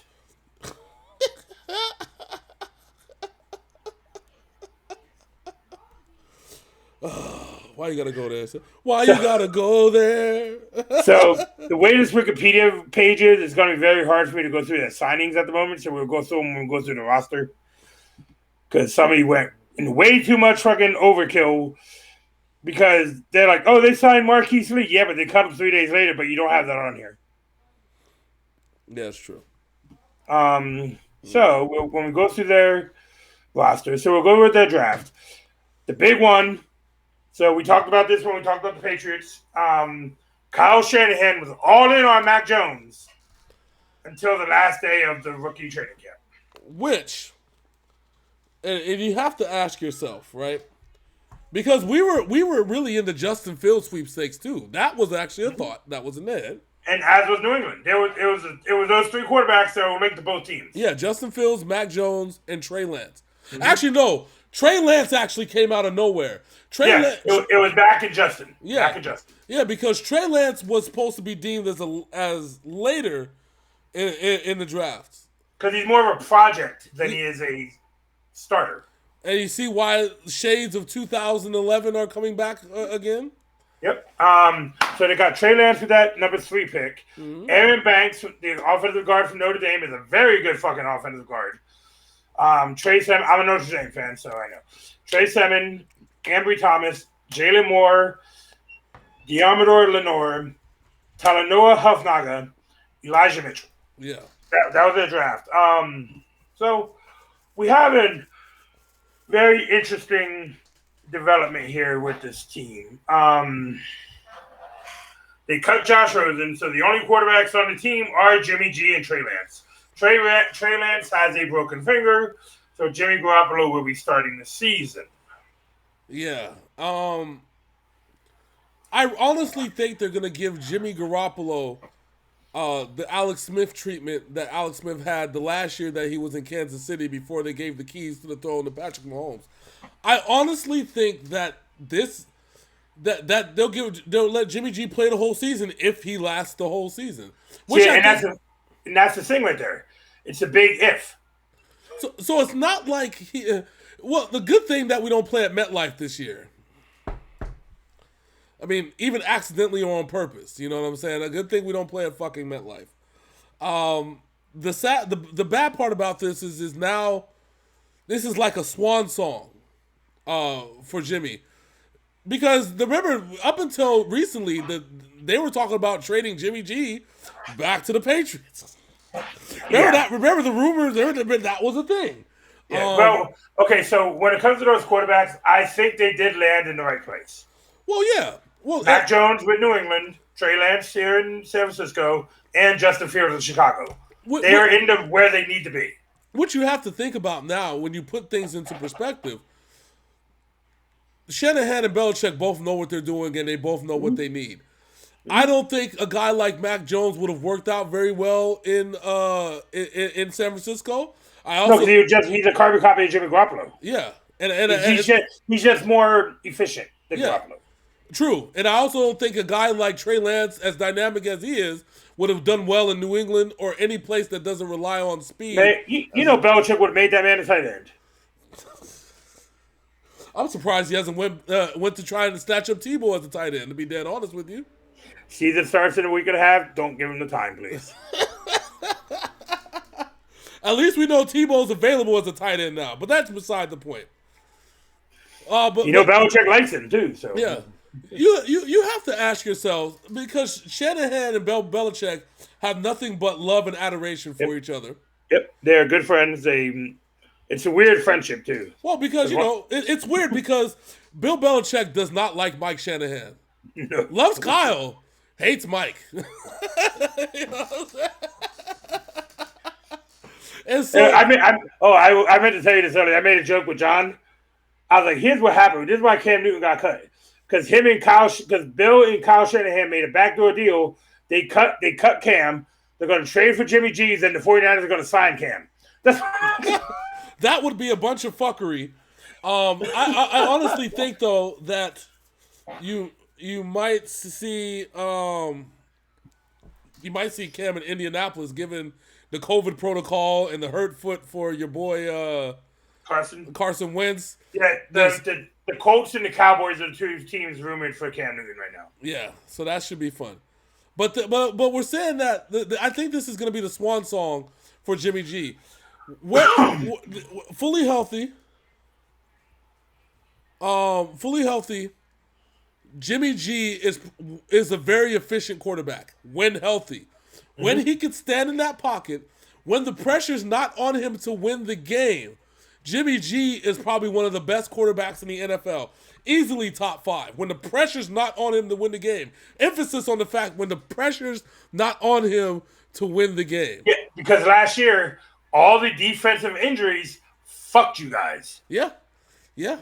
And up until the Super Bowl, the last 5 minutes of the Super Bowl, the pressure was not on Jimmy G to win the game. But that in and of itself is a fault of Kyle Shanahan. Yes, and he did the same thing in Atlanta against New England. Yeah. I mean, because now when we have all of our weapons and the 49ers are at 100%, I don't think that there's a team in the NFC period that can beat us. Period. Because Green Bay can't stop the run and Drew Brees ain't around no more. Exactly.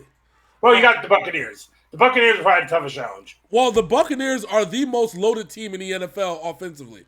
That's the scary part. And defensively. well, that's the thing though. As scary as we are defensively is as scary as Tampa Bay is offensively. Yeah. When you have the general Tom Brady, when you have 3 great wideouts, you have 3 great tight ends, you have an O-line that's virtually impenetrable. And good running backs. And 2 good running backs. That's a problem. The 49ers are in that position. The problem is, the big question mark is, where does Jimmy G stand right now? And that's where we're at. Because Kyle Shanahan's scheme outweighs the actual talent. I think we're so good because Kyle Shanahan's scheme, because even when our talent was shit, Nick Mullins was balling. Until he wasn't, okay? And CJ Beathard had a couple good ones. But the running game has always been the key. And you guys lost some running backs. Yeah. I mean, right now your running back room looks like this. JaMychal Hasty, who had a big preseason. Mm-hmm. Elijah Mitchell, I have not seen him run. The man, Raheem Mostert, and Trey Sermon. This is going to be Mostert, Hasty, and Juice. A lot of Kyle Juice squirts here. Yeah. Because he is the most solid dude in your backfield. Yeah. Mostert's great, but he's injury prone. Well, Hasty, we still don't know a lot about him. Yeah. That's the good thing about Juice. Juice hadn't been hurt up until last year because the MetLife, I'm going to call the stadium Death Life Stadium. That's what it is. That's what the stadium's called now. Death Life Stadium. Because nothing ever comes out alive or in perfect condition after you leave the stadium. Including franchises and Dan Jones' legs. Yes. Oh, my God. My legs, Lieutenant Dan. So at wideout, I like you guys' wideout core. You got Brandon Ayuk, Jalen Hurd. Uh-huh. I know you and John hate want to do that to Brandon Ayuk's name. Jawan Jennings, Deebo Samuel. Deebo Samuel, I believe, is on pace to have a breakout season this year. Oh, yeah. Mohamed Sanu is good leadership in that locker room. Yeah. And a guy who knows Kyle Shanahan's system. Yeah. And Trent Sherfield. Samuel and Ayuk are game changers, both of them. Yeah.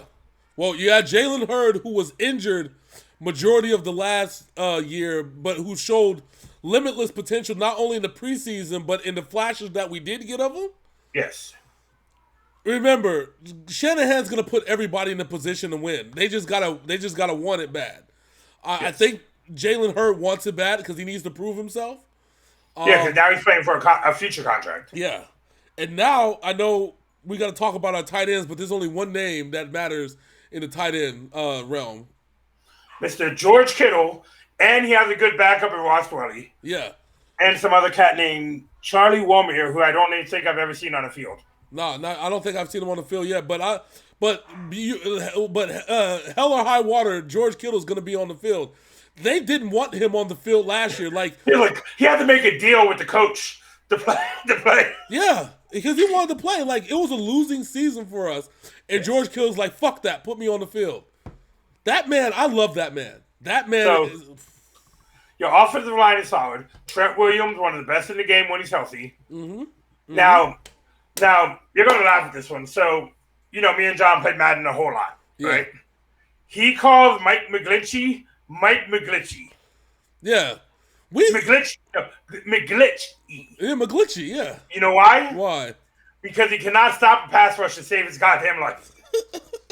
He's a great run blocker. And it's even true in the NFL. Yeah. He's a great run blocker. He cannot stop a pass rush for his goddamn life. Well, that's why we got him for the running game. We didn't get him for his passing. And you got Tom Compton. You got Jalen Moore, Lakeon Tomlinson. You guys have a solid offensive line, but the man is Trent Williams. Yeah. Trent Williams, who we got in a beautiful trade. Because Washington was fucking him. And then you guys gave up nothing to get him. Because Washington didn't think he was going to play again because of that thing with his head. Yeah. Yeah. But here's where you guys were missing a lot of key people last year. Your defensive line. Yeah. Eric Armstead, Nick Bosa, Dee Ford, Maurice Hurst Jr., DJ Jones, Arden Key, Javon Kinlaw. 90% of the guys I just named were all injured for more than 4 games last year. Yeah, they were all broken. Bosa was gone after week 3 for the rest of the season. Death Life Stadium. And like his brother is a legit game changer because nobody can stop him. We literally played a back-to-back at Death Life Stadium, lost our entire defense. Then in your linebacking core, you guys have the up-and-coming Azeez Al-Shahir, who had a decent season when called on last year. Mm-hmm. But you guys got who I think, and I'm going to say this, and I know John's going to fuck with me about it, the best linebacker in the NFL in Fred Warner. Oh, yeah. Warner is like Patrick Willis and Ahmad Brooks wrapped up in a nice, neat fucking package, dude. Like, he can pass rush. He can cover outside. Fred Warner can do absolutely everything. My biggest fear with Fred Warner is paying this man. Yes, because after this season, he's going to want a lot of money. All of it. Every single last dollar. And to take a quote from my boy Screen Rant on YouTube, Kyle Shanahan should be like, oh, that's going to be super easy. Barely an inconvenience. And just give him the fucking money. Yeah, exactly. And you guys got Dre Greenlaw, who is another young man who's very good. Yeah. Defensive backs, you got Devontae Harris, very good. Emmanuel Mosley was off and on the injured list last year. Jarquise Tart, another one, off and on the injured list. Jason Verrett, another one. Jimmy Ward, another one. Their whole defense was hurt last year. Yeah, Tart. The thing with Tart, he was good until he had to go 1-on-1 against Tyreek Hill. And he suffered, and that's because his predecessor, Richard Sherman, was good until they're like, hey, let's put him 1-on-1 against Tyreek Hill. I think anytime you have to put somebody 1-on-1 against Tyreek Hill, it's a lost cause. There's only a couple of corners who could do it, and neither one of them are on this team. So the key with the 49ers on the defense is that the same game plan that they implemented against Kansas City is probably going to be the game plan that we see them implement year-round, which is simply going to be reducing the field that the quarterbacks are able to use. That's simply what they did against Kansas City, and it worked for 3.7 quarters. The biggest key to your season this year is Nick Bosa, Eric Armstead, stay healthy. Mm-hmm. That is the biggest key to this season. Yeah. Which I think that they can. I don't have any doubts in my head that they can. I also think that they can. Also starting off the season on your reserves for IR, you got Richie James, who's a decent kick returner. Yeah. You got Jordan Willis, a defensive end, and Jeff Wilson, who is a Marshawn Lynch style running back. Yeah. Who had some good games last year. No, he did. He did. No doubt. No doubt. All right, let's go ahead and throw up that sketchy. The sketchies? Sketchy. I like sketchies. They are sketchy. What are you talking about? This whole shit is sketchy. Oh. Okay.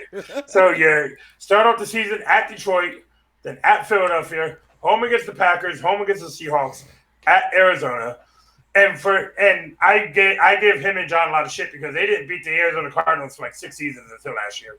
Home against the Colts, at Chicago, home against the Cardinals, home against the Rams, at Jacksonville, home against the Vikings, at Seattle, at Cincinnati, home against Atlanta, at Tennessee, home against the Texans, and at the Rams. All right.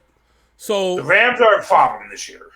The Rams are a problem, but even as bad as we were, we beat the Rams twice? But they had Jared Goff and not Matt Stafford. Matt Stafford actually has talent around him this year.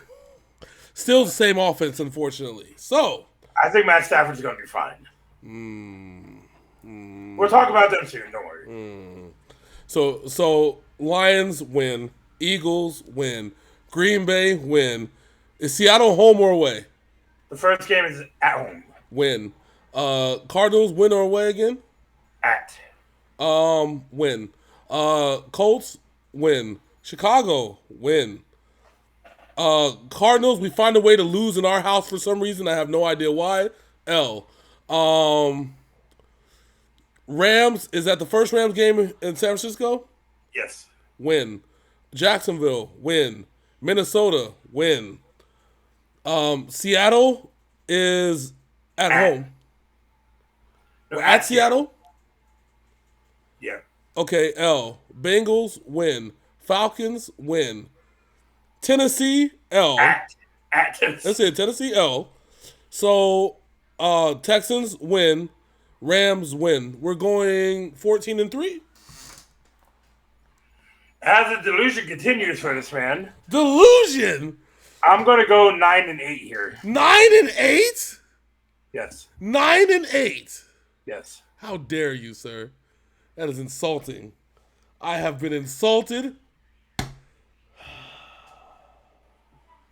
don't know what I'm going to do. You guys still have issues with the Cardinals. The Cardinals are better than they were last year, and they're healthy. Give me 8 teams that we're going to lose to in this schedule. Okay.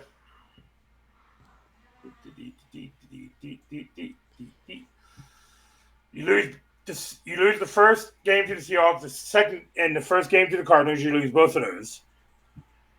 I think you lose to the Colts. So that's 3. You lose to the Rams. That's 4. I don't think you guys beat Seattle this year. And I know you hate me saying that. I think you guys stop looking at me like that. I can't see you, but stop looking at me like that. You guys are going to go 1-5 in your division. What? What? What? We didn't even go 1-5 in our division last year with CJ Beathard and fucking Nick Mullins. I know. Wow. But you guys were deeper last year in offensively. No, we weren't. Your running back core was a lot deeper, and they did a lot of your heavy lifting last year. Everyone died last year at MetLife.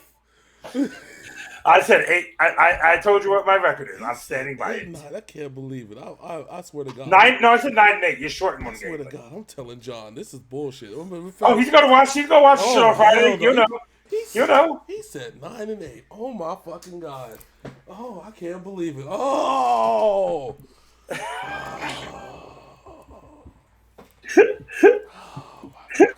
Are you going to be able to finish this video, sir? Yes, I will finish this video with anger, but I will finish this fucking video. Oh my fucking God, this motherfucker said 9-8.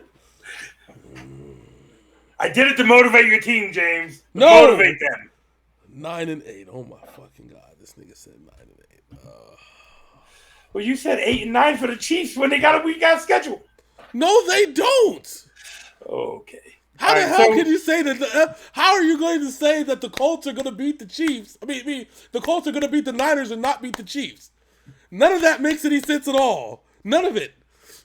Makes sense to me, okay, goddammit. Oh, my fucking God. All right, go ahead and throw out that Arizona Cardinals logo. Going 0-17. I'm pissed off. Fuck the Cardinals.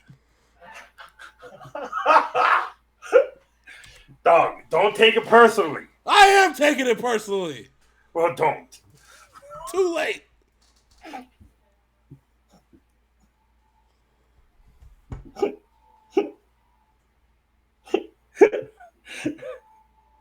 I was wondering how long it was going to take for me to just get you there.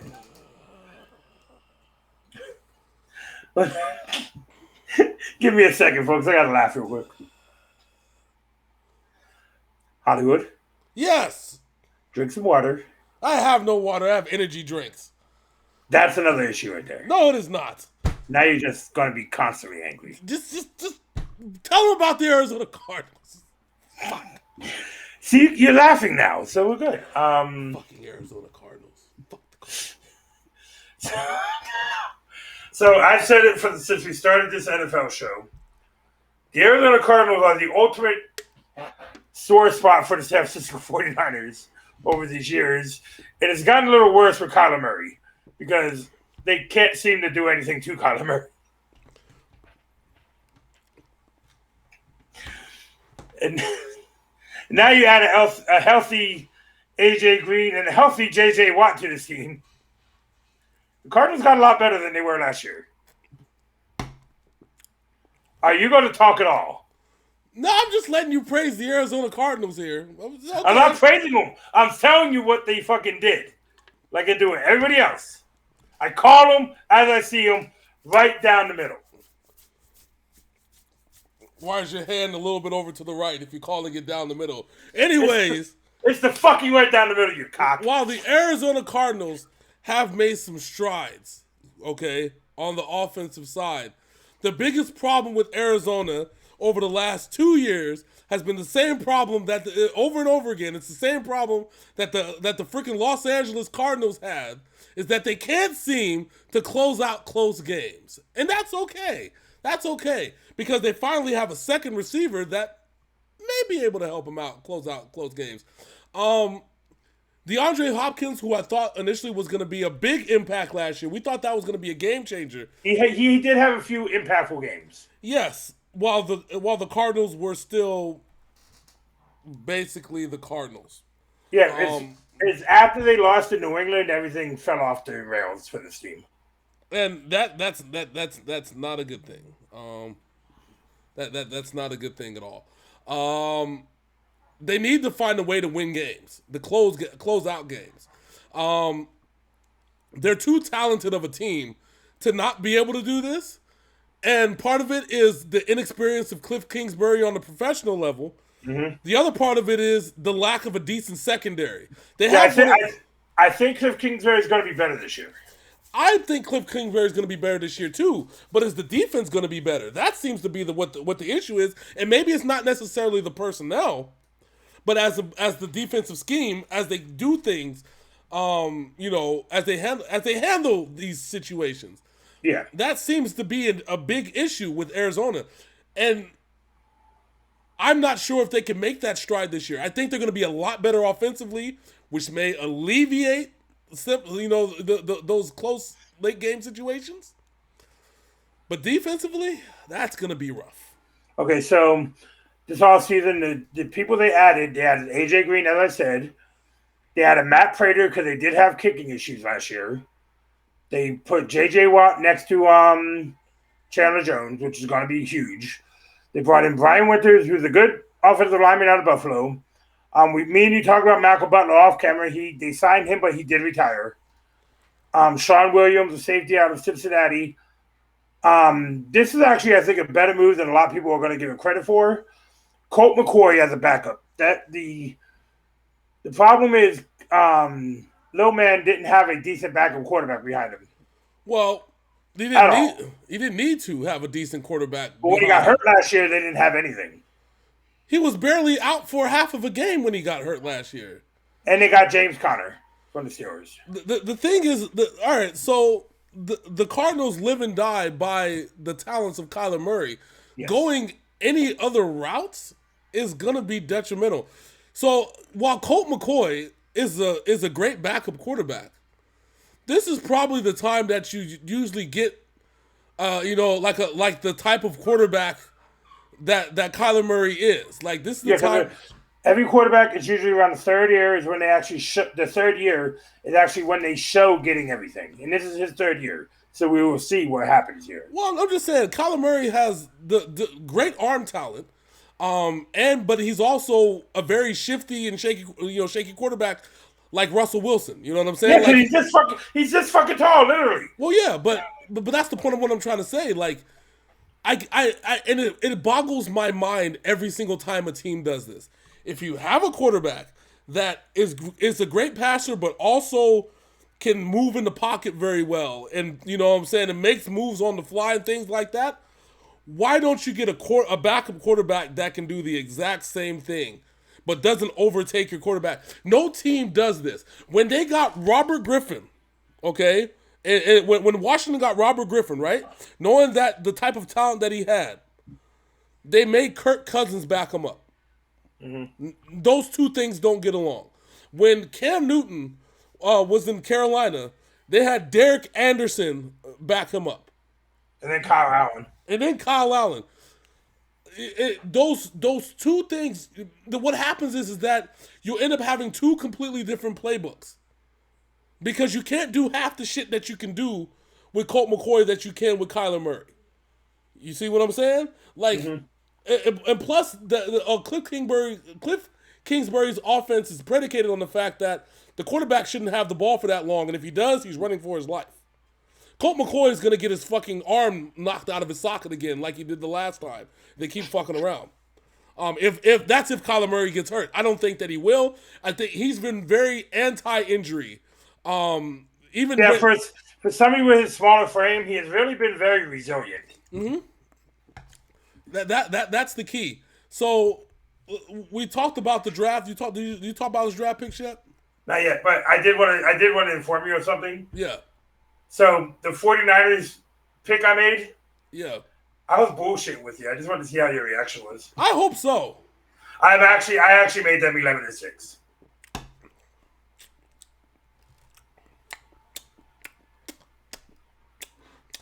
Fair enough. I'll give you that one. That's fine. Because like last year, if somebody gets hurt, that team could free fall. No, it's not somebody. If everybody gets hurt, So and you know I did that just to get to you. Because I actually like your 49ers team. I was about to quit. And I'm gonna crack up because when John watches this, he's probably gonna turn it off after I say that shit. He won't watch the rest of it. He's like, They're gonna be like, then when I go in there and play Madden, we're like, why you mad, son? Why you mad? he's gonna put your setting on all Madden, and his is gonna be on easy when you guys play on play each other on Madden. He's gonna set that shit up. Watch. So the Arizona Cardinals draft Zaven Collins, a linebacker out of Tulsa, Rondale Moore, wide receiver out of Purdue, who was actually, I'm surprised he fell that far because he was very good in college. Oh, he was definitely was. Marco Wilson, a cornerback out of Florida, Victor Dimukehi, a defensive end out of Duke, Tay Gowan, a corner out of UCF, James Wiggins, a safety out of Cincinnati, and Mikal Manet, a center out of Penn State. That's not so bad. So they got a steal with that wide receiver out of Purdue. Yeah, don't lie. They really did. I'm kind of jealous actually because of that. Yeah, I don't remember why he fell so far. Who knows? Personal shit. You already know how shit goes nowadays in the NFL. Yeah. Somebody could breathe wrong and they fall down 5 rounds. You know what I'm saying? So it could be anything at this point. So the quarterback room for the Cardinals is Kyler, Colt McCoy, and Chris Streveler. I have no idea who that is. Streveler. Oh, Streveler. He played last year. I think that was the dude that backed Kyler Murray up last year. Yeah, from South Dakota. And he won he played 2 seasons with the Winnipeg Blue Bombers of Canada. Yeah, remember? They were talking I about that dude. Yep, that's right. Their running back core is not as good as it was last year. They got Eno Benjamin, James Conner, Chase Edmonds, and Jonathan Ward. Chase Edmonds and James Conner are going to be the 1-2 back here. Well, yeah, remember after Kenyon Drake went down last year for a little while, Chase Edmonds took over. Yep. Fairly decent running back. Wasn't the best in the world, but... Wasn't Jonathan Ward a 49er last year? No, not Ward. He was... He was... What was he? Oh, no, he was in Arizona. Okay. Yeah, that's what I'm saying. But, I know you guys got a couple of Wards on your team, too. Yeah, we had our defensive Ward. We had, not TJ Ward, but the other Ward. He played defense. But, yeah. The wide receiver room, you got Blake Dortch, AJ Green, DeAndre Hopkins, Andy Isabella, Christian Kirk, Rondale Moore, and Antoine Wesley. There is a name missing from this list because he might not play this season. Ew, and that is Mr. Larry Fitzgerald. Oh, yeah. Well, here's the thing. My understanding is that Larry Fitzgerald just feels like he's not playing this year. He said in an interview, and I feel for him, where he said he just is not having fun right now. No, which at this point you can understand, right? Like it's one of those things where, yes, all right, we know he's not having fun. We know we because he's went what? How many seasons has it been? I think it's 16 years in Arizona. Yeah, but the last time they went to the playoffs was when Carson Palmer was their quarterback. Yep, and they went to the Super Bowl once, which was the let's get Jerome Bettis a Super Bowl ring, even though Ben Roethlisberger played like ass and had a 22.9 rating Super Bowl. Yeah, when they screwed the Cardinals out of the Super Bowl. Yeah, Kurt Warner was there. They stole that. They stole it from Larry. Sorry. And that's where people got to realize how long Larry's been around. Kurt Warner was his quarterback. How many? Trust me. Robo Warner was his quarterback. Let's put it this way: the Steelers have went through more receivers than Larry Fitzgerald has had drops his entire career. Larry Fitzgerald has more tackles than he has drops in his entire career. God. So whatever this man chooses to do, we here at Simple Black will continue to support him. And yes, he's on a rival team with James, but we both respect this man's career. Remember when Santonio Holmes was a thing in the Steelers? Yeah. God damn, that was the dude that caught that pass too. But anyways, go ahead. What they got now, Christian Kirk is a very good wide receiver. Yes. Hopkins is a beast. AJ Green, when healthy, is a beast. And Andy Isabella is a young person coming up who's really has some bright spots. I honestly think that AJ Green was milking his injury last year. He played like shit last year. But I think he played like shit on purpose last year. I think he was trying to get to New England. Yeah, he was. Because He was. he tweeted about it, talked about it, Mhm. and then they ended up trading him to. Yeah, AJ last year he had a couple good games with Joe Burrow. Then when Burrow went down is when he just gave up. I said, "Fuck it." So which I don't blame him. The Cincinnati team was a wreck last year. Yeah, I mean, yeah. So I hope he has a career resurgence here, and DeAndre Hopkins is going to be top 3 wide receiver in the NFL. Yes, he is. You can't stop him. Yes, he is. At tight end, you have Darryl Daniels, Demetrius Harris, Bernard Savoktis, Ross Travis, and Max Williams. Their tight end core is unknown. Demetrius Harris had a good season last year. Yes, he did. I guess now. Because he played in Kansas City. Yeah. Offensive line, no changes there. They got the same O-line. Defensive line, there was a couple of changes here. J.J. Watt, a big one, who at the back half of last year found his youth again somehow. Yeah. Somehow. And everybody thought he was going to go join TJ in Pittsburgh, but then he chose Arizona because his buddy DeAndre was there. Yeah. Well, that tells you something about the Lord. That should be interesting, but I don't know how much he has left in the world. How much JJ has left in the tank. I think he might give it all this season to try and get, because they do have a team that could make some noise if they all play up to their potential. Is he going to pull the Mark Henry? I got a lot left in the tank. He could, because Chandler Jones led the Cardinals in sacks the last 3 years since coming over there from New England. Yes, he did. And with having J.J. Watt on that line is going to make his numbers even better. That's right. All right. So, I've already pre-prepped the schedule for you, sir. So whenever you're ready. See, I made him so angry. He was like, "Yeah, I'm just going to go through this shit right now." Fuck the Cardinals. My man said 0-17 before we even started talking. Cardinals felt like this motherfucker a dick. I understand, but he a dick.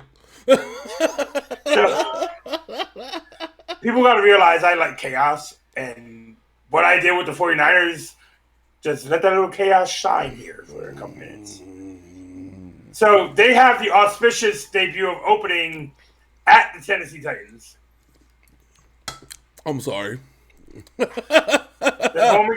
home against Minnesota, at Jacksonville, at LA, home against the Niners, at Cleveland, home against the Texans, home against the Packers, at San Francisco, home against the Panthers, at Seattle, their bye week, at Chicago, home against the Rams, at Detroit, home against Indy, at Dallas, home against the Seahawks. The Arizona Cardinals Seahawks games, both of them from last year, were 2 of the best games of the season. Yeah, no doubt. They're gonna run into some problems dealing with Cleveland, Tennessee off top. Green Bay's gonna be a rough one, but Green Bay's gonna have a problem defending the run. That's what I'm saying. That's gonna be a rough one against the run. Kyler Murray might have 250 passing and 300 rushing in that game. I'm honestly looking at 11-6 for them. Lost, win. I think they finally get back into the playoffs this year. And that's going to be a caveat because then we got 2 more teams we got to talk about. And I think you probably already know where this is going to go. I am going to go 12-5 for this team. He said 12-5. I think Arizona's winning this division. I don't think so. I can't. I won't. But I think they're going to go 11-6. They got the fact that they have to deal with Tennessee, Cleveland. I think they'll beat Chicago. Oddly enough, I told you, Dallas resurgence. Dallas, they got to deal with them offensively. You know what you got to remember here, James? What? I gave your 49ers the same record I gave my Patriots. Yes, I know. But here's the problem now. We didn't predict Mac Jones being the starter, and that just throws the whole thing on its head now. But especially given the way that Mac Jones played this preseason and how we've seen him, composed. Oh yeah, they said that makes them a bigger threat to the Bills than people were thinking they were going to be. Yeah. Oh, definitely. That's what I'm saying. What did you give them? 11-6. 11-6. Right. All right, next up we have the 2021 Los Angeles Rams with their new quarterback, Matthew J. Stafford. He finally has a home. He finally has a coach that's going to make him pass. And the coach I was trying to suck his dick because, he's been all over social media praising Matt Stafford. Well, I mean, he was partying with Matt Stafford in Mexico when he traded Jared Before Goff. the trade, Yeah. When he decided to change Jared Goff, he was partying with Matt Stafford. The offense just got a lot better because Matt Stafford is a gunslinger. And Matt Stafford has been doing it with a lot less talent around him. Yeah. The problem is that the offense just got a little bit more turnover prone and a little bit more injury prone because Matt Stafford is on the team. Yeah, he's a beat up commodity because Detroit never takes care of the players. No, he's got a lot of miles. It's not anything against him. No, not at all. He's going to be a Pro Bowler. I guarantee you he will be a Pro Bowler. He'll probably have 5,000 yards passing, 40 touchdowns, 25 interceptions. He will be a Pro Bowler if he lasts through 17 games. Therein lies the problem. Because what is his name? Sean McVay? Yes. His offense relies on moving the ball up the field on passes. He will pass the ball more than they will run it. The thing is that defenses know about Sean McVay's offense. Now, yes, Jared Goff was young, and he's nowhere near the talent level that Matthew Stafford is. But you got to think that defense has gotten a lot better over the years dealing with Sean McVay and understanding what Sean McVay is asking. We also the other big issue you got to bring up is they lost every running back they had on this team. Exactly. But then they got Sony Michel, who's going to be a big part of this team. No doubt. But Sony Michel is not Todd Gurley. He's not. The thing that made the main thing that made the Rams work was Todd Gurley. You see what happened last year with no Todd Gurley. They limped. Yeah, Cam Akers had a decent season. Yeah, but they limped. They limped to the end of the season. You know what I'm saying? They limped all the way through. Because they were having a good season. Then they ran into the 49ers in that weird game where the 49ers blew them out. Yeah. With Nick Mullins as their quarterback. Yeah. That thing was just weird as shit. Yeah. And that was all because of Deebo Samuel. Yeah. They literally have not been the same. And that's a bad thing. And Todd Gurley had no knees. Nope. Well, Todd Gurley didn't even play last year. That's the thing. He played in Atlanta last year. Yeah. He had a good season in Atlanta last year. Yeah. But that's what I'm saying. Cam Akers and Malcolm Brown were the two running backs last year. They weren't Todd Gurley. No. And they did a good enough job, but they weren't Todd Gurley, as you said. Yeah. Sony Michel, great quarterback. Great running back. Not Todd Gurley. Which means that they're going to throw about 50 times a game at this point. And Sean McVay is not afraid to throw 50 times a game. That's not the problem. No. And Matt Stafford ain't afraid to do it either. So, but is he going to last 17 plus if they make it to the playoffs? It's an interesting team up here because McVay is what he is. Yeah. We're really going to see if Stafford can make that step because there's always been, Detroit don't get into pieces. Detroit don't take care of them. Detroit. Well, now he's got a team, an owner, and a head coach who are, if you think about it, made for him. Yeah. Yeah. But is it too late in his 10-year career for him to last and enjoy this? I don't know. That's $1 million question. That's $1 million question. Their draft picks, they didn't make many moves besides this Sony Michel, which was recently Matt Stafford. They drafted Tutu Atwell, a wide receiver from Louisville. Ernest Jones, a linebacker. Bobby Brown III, a defensive tackle. Robert Rochelle, a corner. Jacob Harris, a wideout. Ernest Brown IV, a D-end. Jake Funk, a running back. Ben Skowronek, a wide receiver out of Notre Dame. And Chris Garrett, a linebacker out of Concordia, St. Paul. Yeah, Concordia, St. Paul.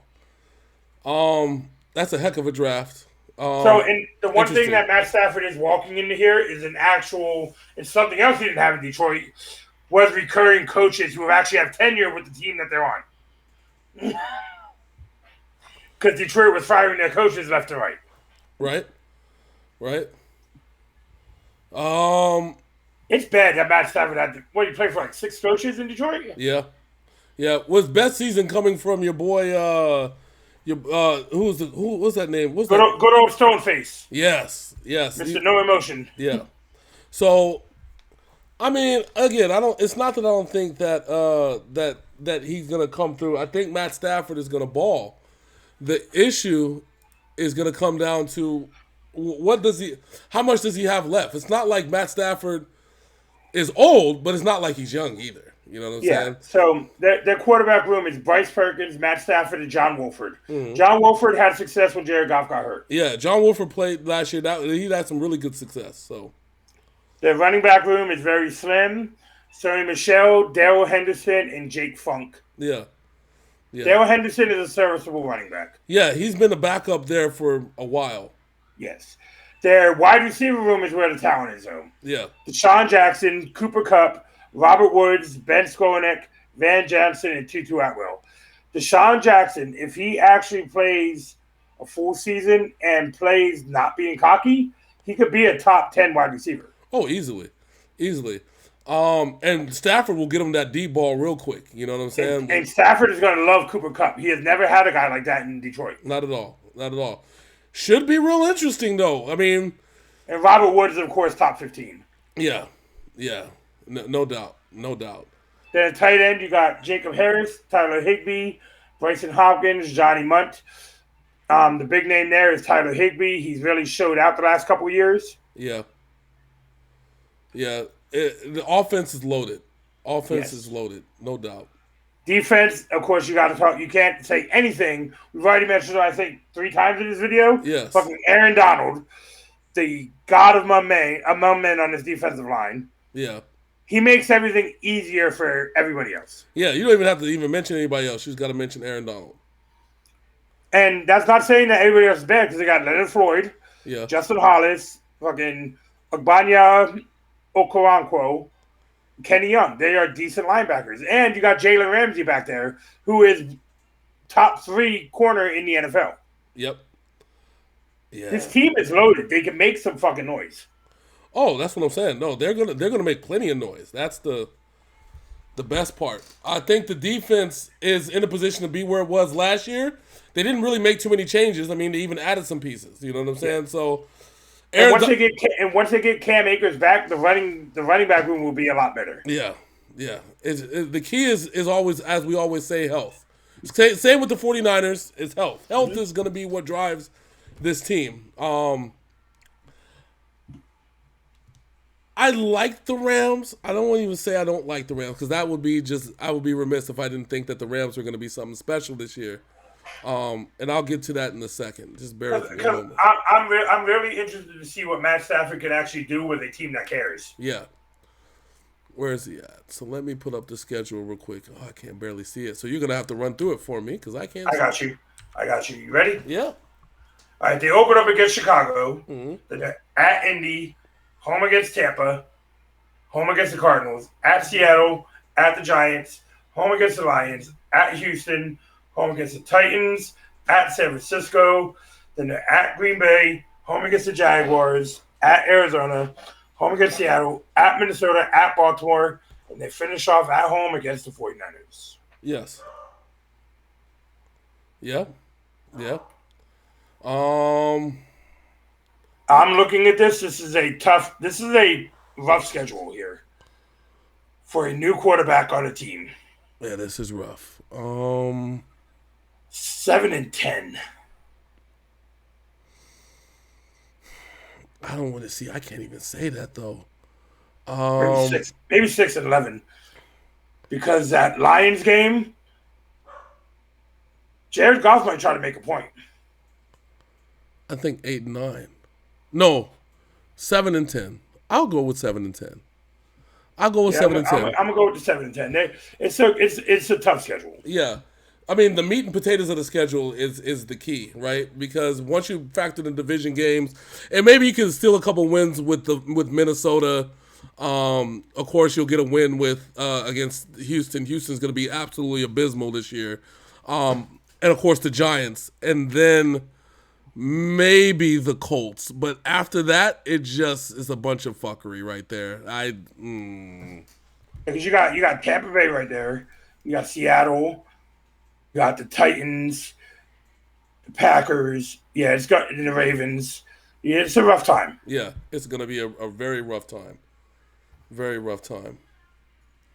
All right, and last but certainly not least, Certainly. we have probably the most dangerous wide receiver in the NFL, along with the guy who lost his virginity 2 years ago to his wife, who already had 3 kids but wouldn't let him hit it. What we're talking about. Why you gonna do my poor boy like that? I gotta do Russ. Danger Russ. The funny part is when me and John are watching like Seahawks games, Yeah. and they go in the huddle, John's like, "Hey, did you guys know that I had sex finally? I finally had sex. Did you guys know that?" Wow. We like to talk about the Seahawks because every fan is a fan of any other team in the NFC West absolutely hates the Seahawks and their fan base because they don't know who Matt Hasselbeck is who is their running back? Number 26, Sean Alexander. Yeah. They don't remember that team, So I'm gonna pre-warn you, Seahawks fans. I'd probably tune out right now. Did you know the Seattle Seahawks only had 3 draft picks? Yes, because they traded them all away, and yeah. They picked up Dwayne Eskridge, a wide receiver out of Michigan, Trey Brown, a corner, and Stone Forsythe from Florida. He sounds like an RPG lead character. Stone Forsythe. Yo, so this one is gonna be, like I said, I would turn away Seattle fans. You're gonna hate me by the time I get done with your squad. And I'm not hating because I'm a 49ers fan. I'm gonna, like Big Sin said, I'm gonna call it right down the middle, y'all.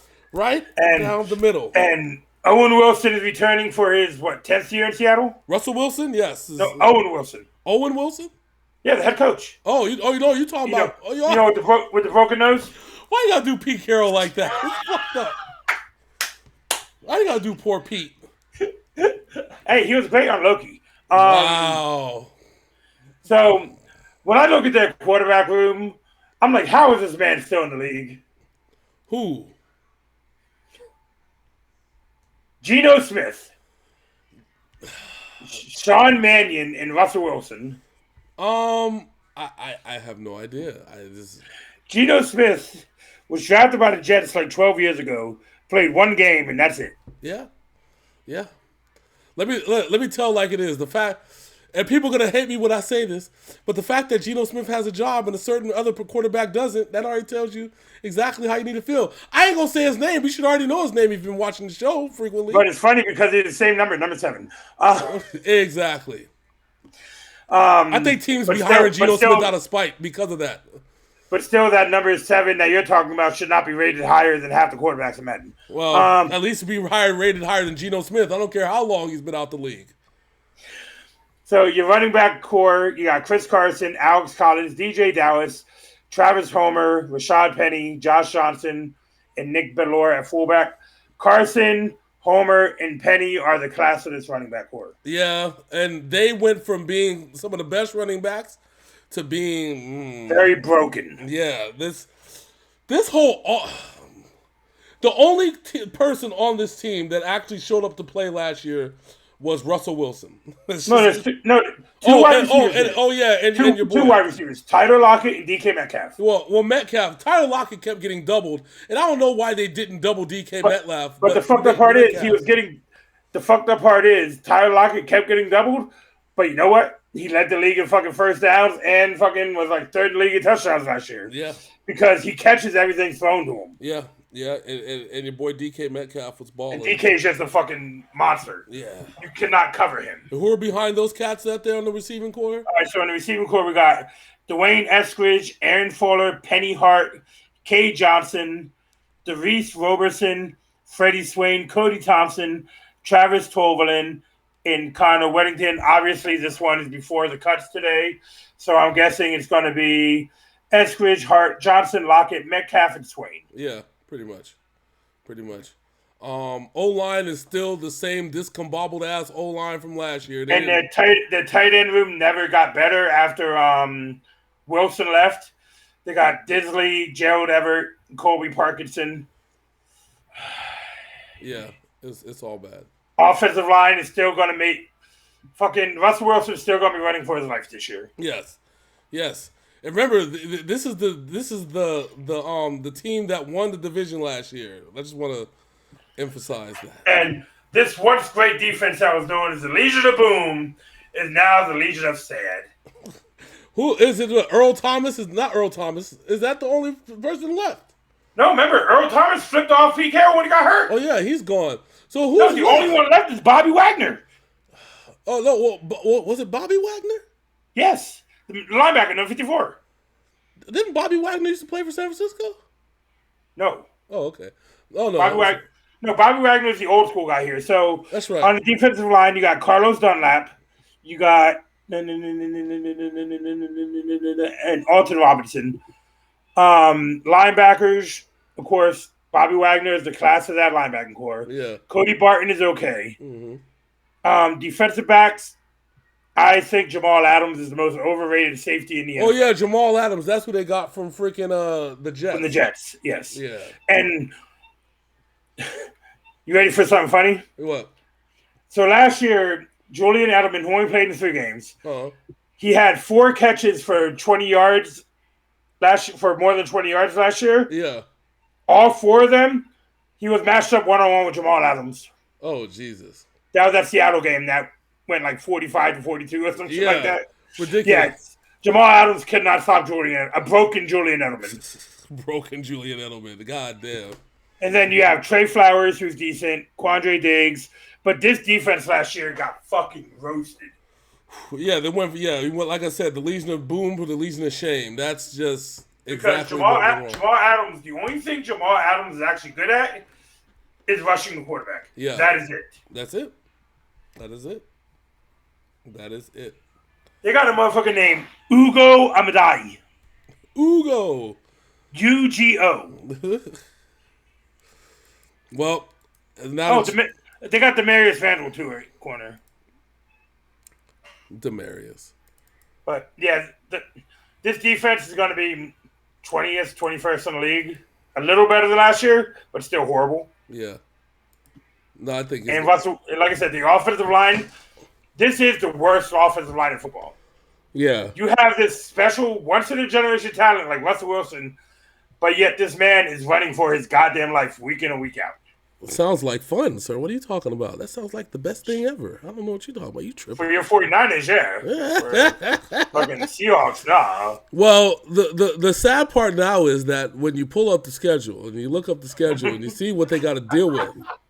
All right, so they're at Indianapolis, home against the Titans, at Minnesota, at San Francisco, home against the Rams, at Pittsburgh, home against Jameis Winston and the Saints, home against the Jaguars, at Green Bay, home against the Cardinals, at Washington, home against the Niners, at Houston, at the Rams, home against the Bears, home against the Lions, at the Cardinals.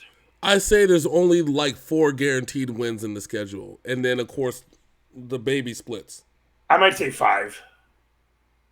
Say 5? 5 guaranteed wins.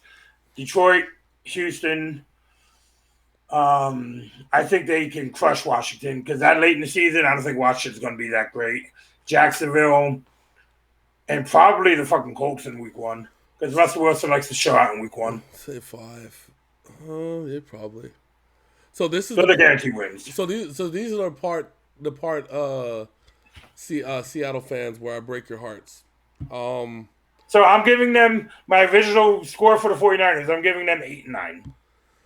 I'm going to tell you like it is because every team in the West has gotten better except Seattle. Seattle is in the position now that the 49ers were in 2015, which was everybody got better except them. They got worse.